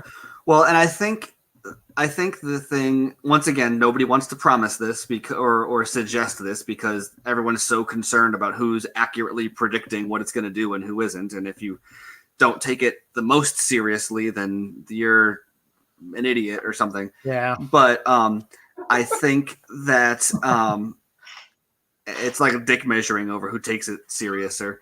And it's like, I think 2 million people are going to die. I think 5 million people are going to die. Like, how about we just like? And so I think that's part of the problem nationally when California put out the statistic that 56% of the population is going to fucking get it. I went, what are you doing? What the fuck are you doing, Newsom? What the fuck are you doing? Like, I got so pissed off when I saw that they were projecting that 56% of the population of California, one of the biggest states of America, getting the fucking virus. I went, what the fuck are you doing? You just hit the panic button, you dumb slick back hair fuck. And then all of a sudden he's caring about the homeless population. Oh, the homeless population, they might get it. We got to do something about that. It's like, yeah, people have been crying to you about the homeless population for like the last 5 fucking years. It's been booming. And now all of a sudden you give a shit about it? Now that there's a virus that's going to be involved? Fuck off. The people who are running the state are fucking bullshit, man. Put the BVS quote up. That's what Newsom's doing. Yeah. Which BVS quote? MX Bravo put the BVS quote. This? There you go. Yeah. That's what you're saying. That's what Newsom's doing. It's not realistic. No statistical predictions are 56% of the California population going to get it. Yeah. Well, and I think what we're going to see, and once again, like what nobody wants to predict, because if they're wrong, then they're wrong, and they'd rather it just look like we were miraculous instead of not hitting projections. I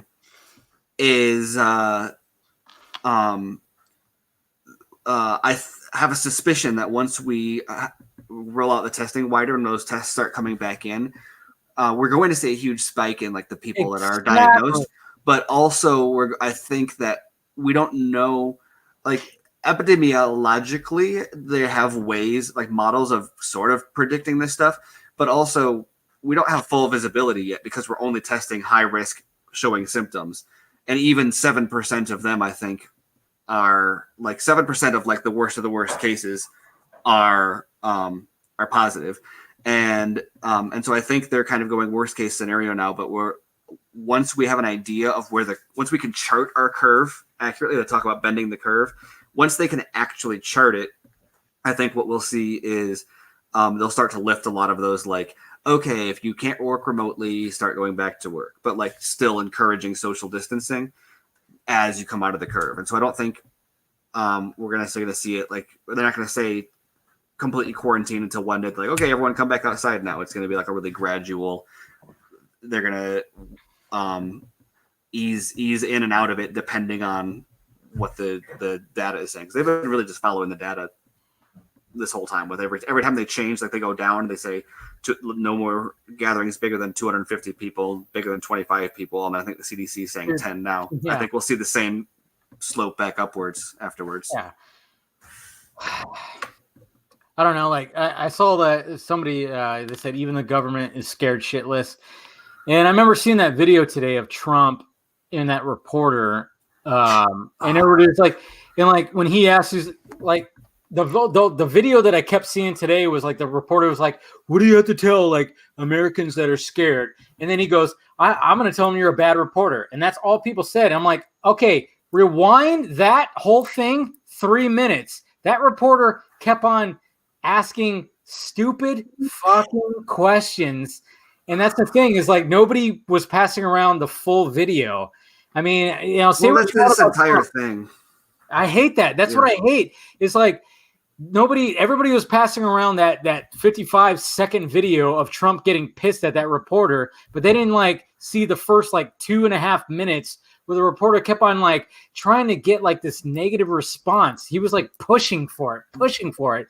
And I'm like, why the fuck are these reporters constantly, all they're trying to do is to get Trump to say something like he did so then they can write about it. And then they keep on constantly asking him like, why are you calling it to China coronavirus? It's like, does it fucking matter? Yeah. The fact of the matter is like we ask questions about how we're trying to fucking get rid of this whole thing. Yeah. Well, and I can spot a question designed to generate a headline versus to gain useful information. Because like I do that, and there's cases where like that's relevant, but this is not like your objective. There is to get a headline from Trump, not to share useful information with the populace. And that's if anybody is not watching the hour-long live streams every day from the White House, I would very highly recommend those. They're watching clips that CNN and MSNBC are like doing just so. I mean, Dr. Birx and Dr. Fauci alone are worth watching those. Yeah. but watch those hour-long live streams every day, and it's infuriating how like I hate being on a live stream now where I feel like we're all three are just like everyone's too hard on Trump because like I don't think any of us like him as far as none of us voted for him. I'm pretty sure, Justin. We're all assholes. Yeah, I figured you didn't, but I didn't know if you would flip the switch in like the lesser of two evils. I figured you would be the like third party, like principled one, but you never know. Some people are fuck both of these assholes. I don't want to have to look back and say I voted for one of them. Yeah, exactly. I think we all kind of agree with that, but at the same time, we're not watching clips where we're like, fuck Trump. See this asshole? See how he answered that? And I'm like, no, we're watching that 3 minutes, and it's like that's why he said all that. Well, I noticed I watched the first day, and he did the entire presentation the first day and was telling the press like these are the best in the world here. Like we've got the CEO of Walmart and like our supply chain. We've got the CEO of Walgreens helping set up drive-thrus. We've got Dr. Birx. We've got Dr. Fauci. Dr. Birx like ran they're behind me. Dr. Birx ran the AIDS response like task force. Like these are all like super qualified people, and it's a rotating cast of characters too. Like there's a bunch of different very highly qualified people every day.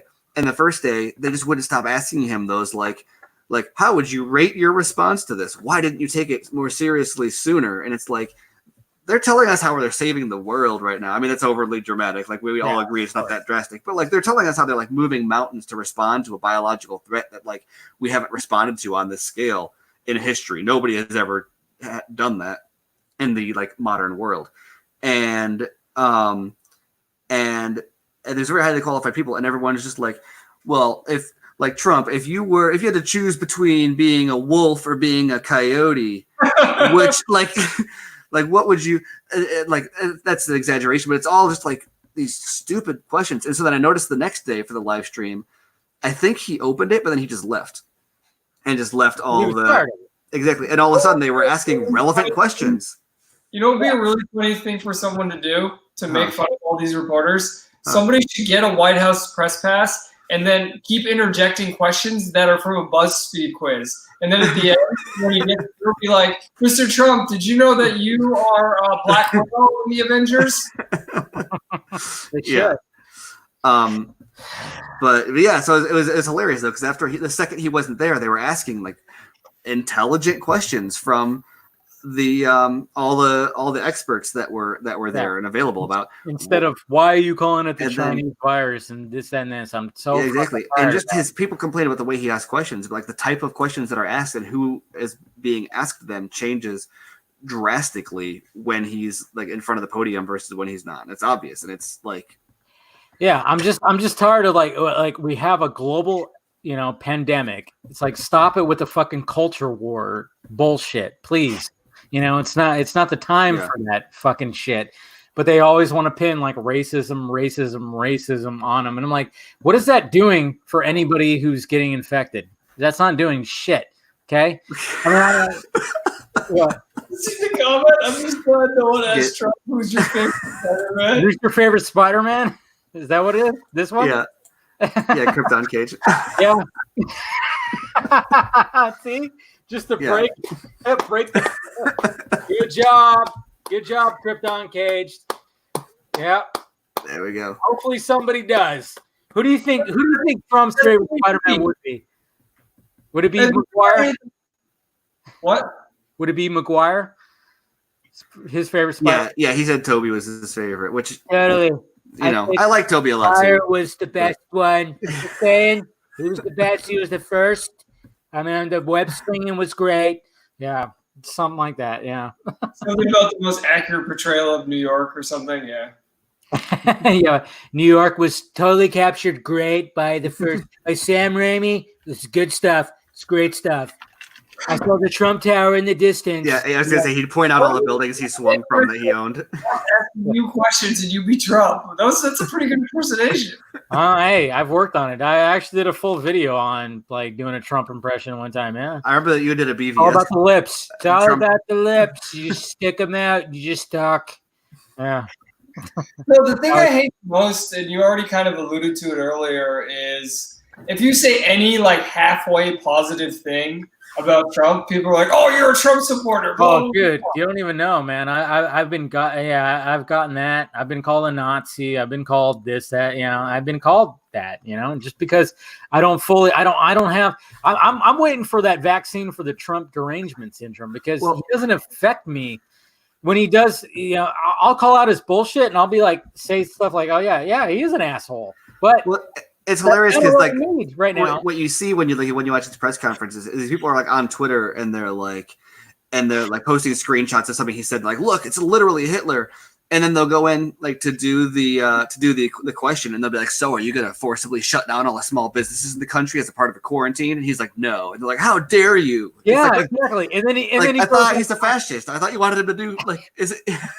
How is he the one that's not shutting things down fast enough? Especially when he's like, no, we're going to help him. We're going to help him out. We're going to try to get this relief bill to him. And I'm like, and I even like retweet. I'm like, this is good. This is good. I keep seeing people tweeting like, oh yeah, this administration. Well, we're fucked. We're fucked. We're fucked. I'm like, what the hell? These guys are like actually trying to help us. They were talking about that drug today that they're saying had the malaria drug. Yeah, I think I can't remember the name of it because it's so long. Yeah. But I was watching the breakdown afterwards from whoever's on NBC, and they were like, they're like, well, you could tell from Fauci's response that he's vying for that future Secretary of State position because he's too afraid to contradict Trump. But you could hear it in his voice that he wanted to say that Trump was wrong about that because he tried to kind of pump the brakes on that a little bit. It's like every time that like Dr. Fauci's like, yes, Trump is right. They're like, ooh, he's trying to get a spot in the cabinet. Then every time he's like, well, I don't totally agree. It's like, oh, he's telling his honest opinion now. And it's like, how about you just like, I don't know. Yeah, I mean, like most like people can disagree about a situation that no one knows how to handle. Exactly. Exactly. And then like today, like all I saw today was that one dude that was behind Trump, like when he responded to that and he like touched his face and he looked like he was like, huh? That That's was fine. him. Yeah. Yeah. I kept seeing that video, and then I kept seeing just Trump's response to that last question from that reporter, even though it's like you rewinded 3 minutes and you see that reporter was just like kept on trying to get a negative response. Well, Trump. that's the hilarious one is when they're like, they're shaking hands, they're touching their faces. And it's like, these people are not, like when they say wash your hands and like don't touch your face, they're talking to all of you sick people who don't wash your hands after you go to the bathroom. They're just trying to get you to follow basic hygiene. I can guarantee you that they've got plenty of hand sanitizer and they're like Dr. Fauci standing in the background or whoever that was touching his face is not going to get coronavirus because he didn't just didn't finish wiping his ass without washing his hands. Like I'm fine with them touching each other as much as they want. Yeah. I saw that too. We're like, oh my God, Trump's like shaking hands with everybody. I'm like, this is come on. You said don't touch me. Just like when they said no gatherings of more than 10 people, and then 16 of them were on stage. Come on. That's Oh, it's just a fucking shit show, man. right. Well, it's like, oh, you're not taking it seriously. Then, the weird one that I haven't seen called up now is they closed the Mexico and Canada borders now, and they're like, we are going to immediately deport anyone that comes in over the southern border, and like nobody's freaking out, and I'm like, that's really funny because what? I was looking at the chat. Somebody said it's hard not to touch my own face. Oh yeah, no, I'm obviously I'm a big face toucher. Yeah. Like when I'm at work, I'm like doing this. I'm doing this when I do my videos. Well, I'm really bad. I'm a big eye rubber, and so like I've always that too. I got a good immune system though. Maybe that's why. Yeah, but at the same time, it's not like I'm when I do my videos and I'm like touching my face and I'm doing whatever. It's not like I'm going around and going, "Hey, what's up, man?" Shaking a hand. Exactly. Well, I mean, like if you want to eliminate your illusion of sanitation. Yeah. Just do you wash your hands every time you tie your shoes? No. No. Like, what do you stand on throughout the day? Like, go stand at a urinal and look at your feet. Exactly. And like, when was the last time you washed your shoes? And like, I don't know. It's all dirty. Your jacket. Your jacket. You have a jacket. I mean, if you really wanted to be like sanitize everything, I would actually when I got home, I would literally have to like fucking take disinfectant, spray my jacket because that touches everything. So like wash your hands, Yeah. use hand sanitizer, cough into your hand. Yeah. People. But like don't be under the assumption that like you're not smearing gross shit in your eyes all the time. Oh, like, of course. Of course. I read a post, I think it was on Reddit, where somebody was talking about being an Uber driver, and then they were giving tips on how to be an Uber driver during this whole thing. And they were like, after you get done driving, immediately get home and put your clothes in the laundry. Oh my God. That'd be every ride. Like, oh yeah. When I went to Rite Aid, this was like last weekend. I went to Rite Aid. Just getting like just stuff that I needed. It wasn't even anything like super essential. It was just like, oh, I need to get certain things. And like the girl clerk, when she was done with one, she was like spraying off the whole counter and everything and just and then like I'm like, what are you doing? Yeah. Well, it does stay on hard surfaces for everybody. So there is a value in that, but I agree. It sounds a little bit overkill, but I'm going to assume that probably she was doing that because she knows she's being watched to do it, and so she's like over. But the guy that was next to her, he didn't do that. It's kind of funny because like the customer left, and she was like doing her spraying, and then the customer for the guy left, and then he was all next, please, and I went over to him because she was too busy cleaning off her everything. Yeah, it was just kind of funny. And then I made the joke. I'm like, wow, because when I put my ATM into the keypad, I was like, wow, the keypad has never been this fucking clean. And then he just laughed because, usually they don't clean that shit. The keypad for the ATM, how rarely does that get cleaned? Come on. Yeah. And now, like every keypad that I see, it's fucking super. It's shining. It's sparkling. You see a sparkle now. Oh yeah, I went to a gas station today because I was driving back from Naples. A little hole in the wall, and I'm not gonna lie, I had those wipes from a Walmart, and I wiped down the keypad, and I wiped down the handle and everything. There's nothing wrong with that. Yeah. But it's talking about ridiculous things. I have to bring my cat to the vet tomorrow. It's like a pet.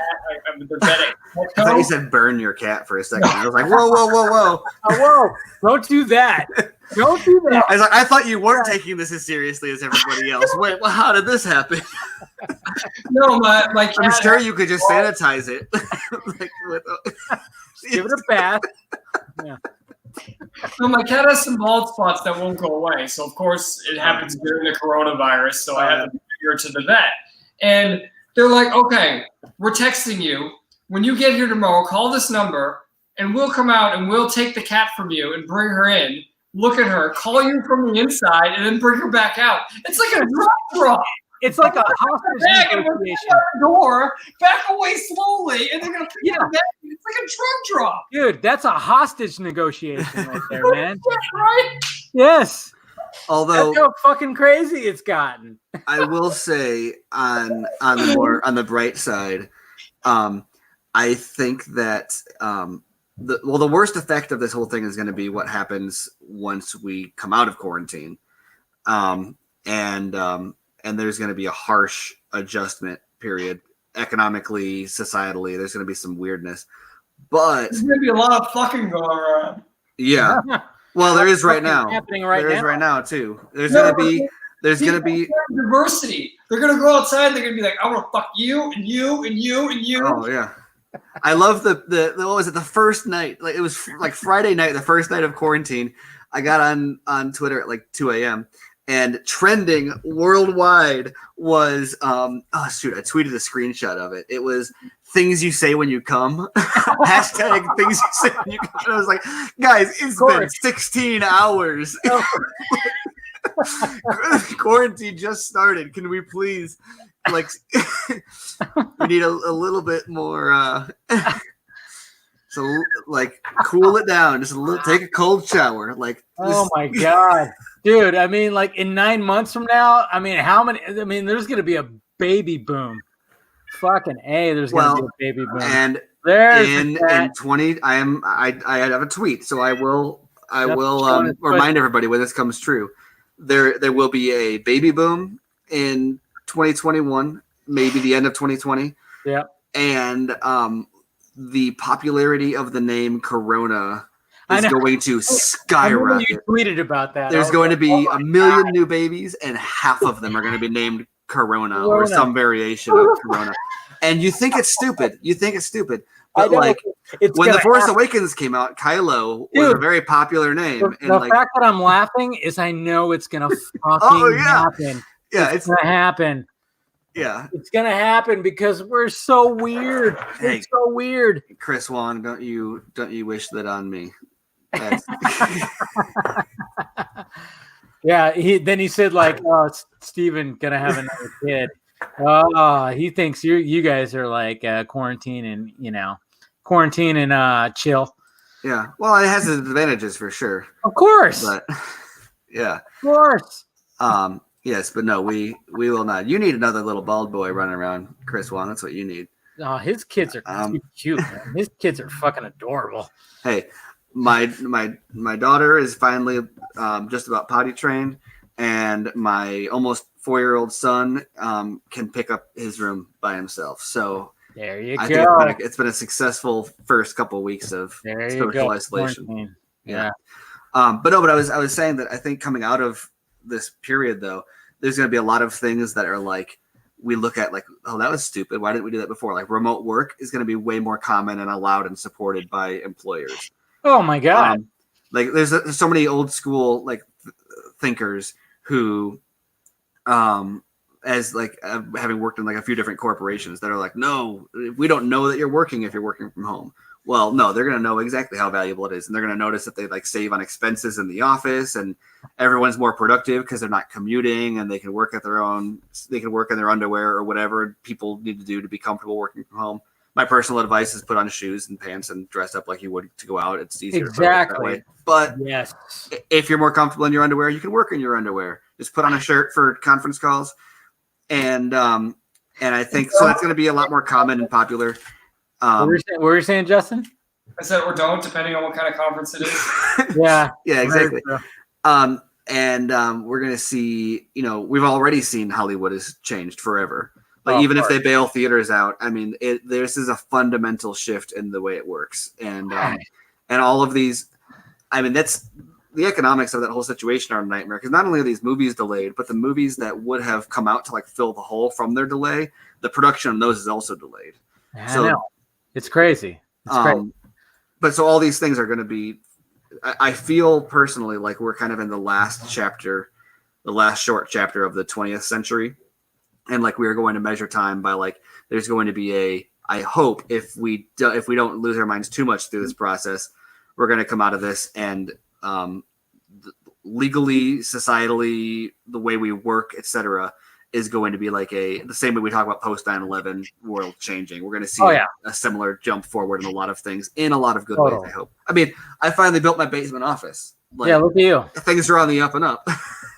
Exactly. So I mean, that's what I talked about when you joined in. I'm like, a lot of people are like, now they're finally they're getting to those projects that they needed to get to in their own homes now that they're at home. Yeah. And I mean, I'm worried about the impact it's going to have to movie theaters. I really am because I love going to the movies every week. I love watching a movie and just disconnecting, and that's my sanctuary. I just, that's what I love. I know that drive-ins apparently are seeing a boom. Yeah. Which is cool because I used to go to there was like a local drive-in. I used to go all the time, but now drive-ins are awesome. My only thing with drive-ins that is frustrating is that at least the first movie, it's always like at sunset. And like I saw Solo and Deadpool at the double feature last year at a drive-in, or a couple years ago. That'd be now, I think. And Solo was first, and it was half of it was indistinguishable because it's all that super dark cinematography. Oh, dude, I saw The Grudge. The Grudge a long time ago when that first came out, the American version, of course, of The Grudge at a drive-in. And I remember me and my girlfriend at the time, we were like squinting going, what the fuck is happening right now? Yeah. And the first half of Solo was very much, I mean, the whole thing, but the first half especially, whereas Deadpool is like, it's better than the MCU, but it's kind of got that MCU color grade of like, you can see it no matter what time of day it is. Like, it's just like, it exists and like, doesn't matter if all the lights are on or off. It's just the same, same concrete, like reliable, that good old reliable MCU color grade, never changing, never faltering. Yeah. Yeah. I mean, part of me is like, man, I should go back to going to drive-ins, man. I mean, shit. Yeah. I remember I saw Alien versus Predator. Damn. Because when I found out that movie was PG-13, I was pissed. I was fucking pissed that when I heard that movie was PG-13. And then, when it came out, I was like, I boycotted it. I was like, fuck this movie. PG-13, you're really going to bring Alien and Predator together in a PG-13 movie? Paul W.S. Anderson, fuck you. And I didn't see it, but when me and my girlfriend at the time, whenever that came out in like 2005, 4 or 5, whatever the fuck it came out, we went to the drive-in to see the first movie, and she was really tired because she had to work that day or something like that. So she's asleep. And I remember Alien vs. Predator came, it was the second showing because, a lot of these drive-ins will have a double feature, which is kind of cool, which I really loved about it. And I was watching it. I woke her up with my laughter. Because I could not stop laughing about how ridiculous that movie was. I will never forget that experience at the drive-in watching Alien versus Predator and just being like, what the fuck am I watching? It was so bad. Frustrating. For my 5th birthday, we went to the drive-in and there was a double feature of Apollo 13 and Waterworld. That's a great fucking double feature. I don't know about you. Yeah. I think that's great. I don't know, man. I love Waterworld. I think that Waterworld's a great movie. It's a guilty pleasure. I don't know. That's me.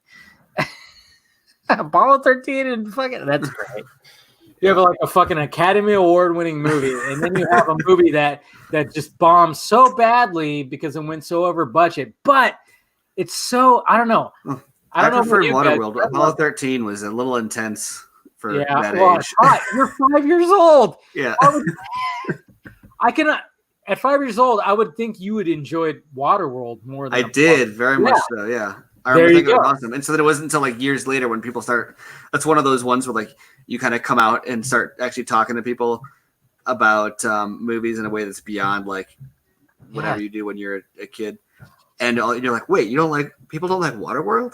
How does anybody like Waterworld? I don't think I've even seen it since. I just always had that fond memory of like. Dude, you should watch it again. It's good. It's a cult classic, man. Come on. I think people in the chat would actually agree with me on that. It's like Waterworld's actually a good fucking movie. Like it's just it went over budget because they built the set on the like they built the set on like I don't know, in Florida, I guess, or something, or somewhere off of a coast of somewhere, and a hurricane hit and absolutely destroyed it, so they had to rebuild it. Speaking of hurricanes, I was gonna say that I think that's why Floridians are a little bit less concerned about this than Californians, because they're used to like on a yearly basis having to like leave home or like do some like drastically adjust their lives in order to account for some force of nature it's the same thing. It's just instead of a gale force winds, it's a virus. Yeah. Whereas in California, I've heard it was one of the writers that Cracked on the Cracked podcast a long time ago said that the thing about California is that nothing like there's so many things like weather and stuff that is so bland compared to other places. Like the weather is never going to try to kill you in California. And so your brain needs to find new things to worry about. And so seeing California react so much more aggressively than Hollywood reminds me of, or not Hollywood. Winston likes Waterworld. That's all that I need right there. Okay, first thing, Waterworld was filmed off the coast of Hawaii. That's what you were thinking of. Sorry. Okay, there you go. I wasn't sure if it was like Florida or Hawaii. Yeah, there you go. Wikipedia just told me Hawaii. Second thing is, somebody in the chat just said, if you choose to live in Florida, you've already given up on life. False. This is what Steven is just talking about. I am tired of this media myth that Florida is full of terrible people and it's a terrible place to live. I've even said that too. I know. I mean, do you know why that's a thing? You can tell me what your theory is, but my theory is Florida is the closest competition to California, so they need to constantly shit on it. That's why. It's the complete opposite of California. It's freedom or their tyranny. Freedom. I mean, Florida is a little like you go from not Florida to Florida, and there is a palpable difference. It's not that bad. It's just like you can tell. So I can't say it's no different than anywhere else. You cross the border and you go, wait, this is awesome. Yeah. Hey, I've been to Florida. It's nice. The big thing about Florida, and like the reason Florida Man is like a thing, is because of sunshine laws. That all the police records and stuff are more publicly available. And so all the local papers churn those into crime briefs. So because of freedom. Yeah. So everywhere else doesn't allow. It's like, dudes are snorting bath salts and biting people all over the country. You just don't always hear about it because the records or the details about it aren't as available. You know what? Hey, I'm not even gonna disagree about that. I fucking hate. I want to move. I've been wanting to move. Everybody come to Florida. I'm not saying it's gonna break off and float away. But I'm more like I want to move to Nevada. But yeah. Jesus Christ, Florida. And California sucks. I'm 100% agreeing with that. I mean, California's got like the highest state taxes, and fucking A, dude. And Florida has like no state income tax, isn't that? Nevada doesn't have a state tax at all. Yeah, really? Nevada, Florida, Oregon, Texas, and there's a couple other don't have a state income tax. That was my short list when I was looking to get out of California. Well, like my dad was like in the Army for like 33 years, and the reason why he moved to Nevada because if he moved to California, his retirement would have got fucking just fucking butt fucked by California's taxes. Nevada doesn't even touch his retirement at all. So I'm like, yeah, it makes sense. Yeah, this fucking state sucks, man. This was interesting. I didn't know about that. What else was I going to say about the Florida California thing? No, it's just California beats on it constantly, and it's just annoying. Like I remember what I was going to say. I asked someone who grew up in Florida and still lives there, and I said, "How do you deal with the way the media portrays Florida? Like, how do you put up with that?" And she goes, "Well, we know the media is full of shit in general, so I just ignored it and got used to it. Who cares?" Hey, Florida is the dick of the United States, and California is the ass. That's why. That's what it is. And that's why they get mad. Because dicks fuck pussies. Yes, you got it. That's a way to end this fucking live stream right now. Cheers, guys. If you want, everything you know about politics is at the end of Team America World Police. That was a perfect way to end this stream right now, right there. We've gone 2 hours, ladies and gentlemen. I got my Batman shot. It's the last shot. Ooh, I've got a shot. Cheers, guys. Appreciate it. Woo! All right, guys. Stay safe out there. Take your precautions. Get it. If you have family members that are over 60, that's the people you got to worry about. That's what's going on and everything. And then, pretty much that. Release the Snyder Cut. All right, guys. Talk to you later. Peace.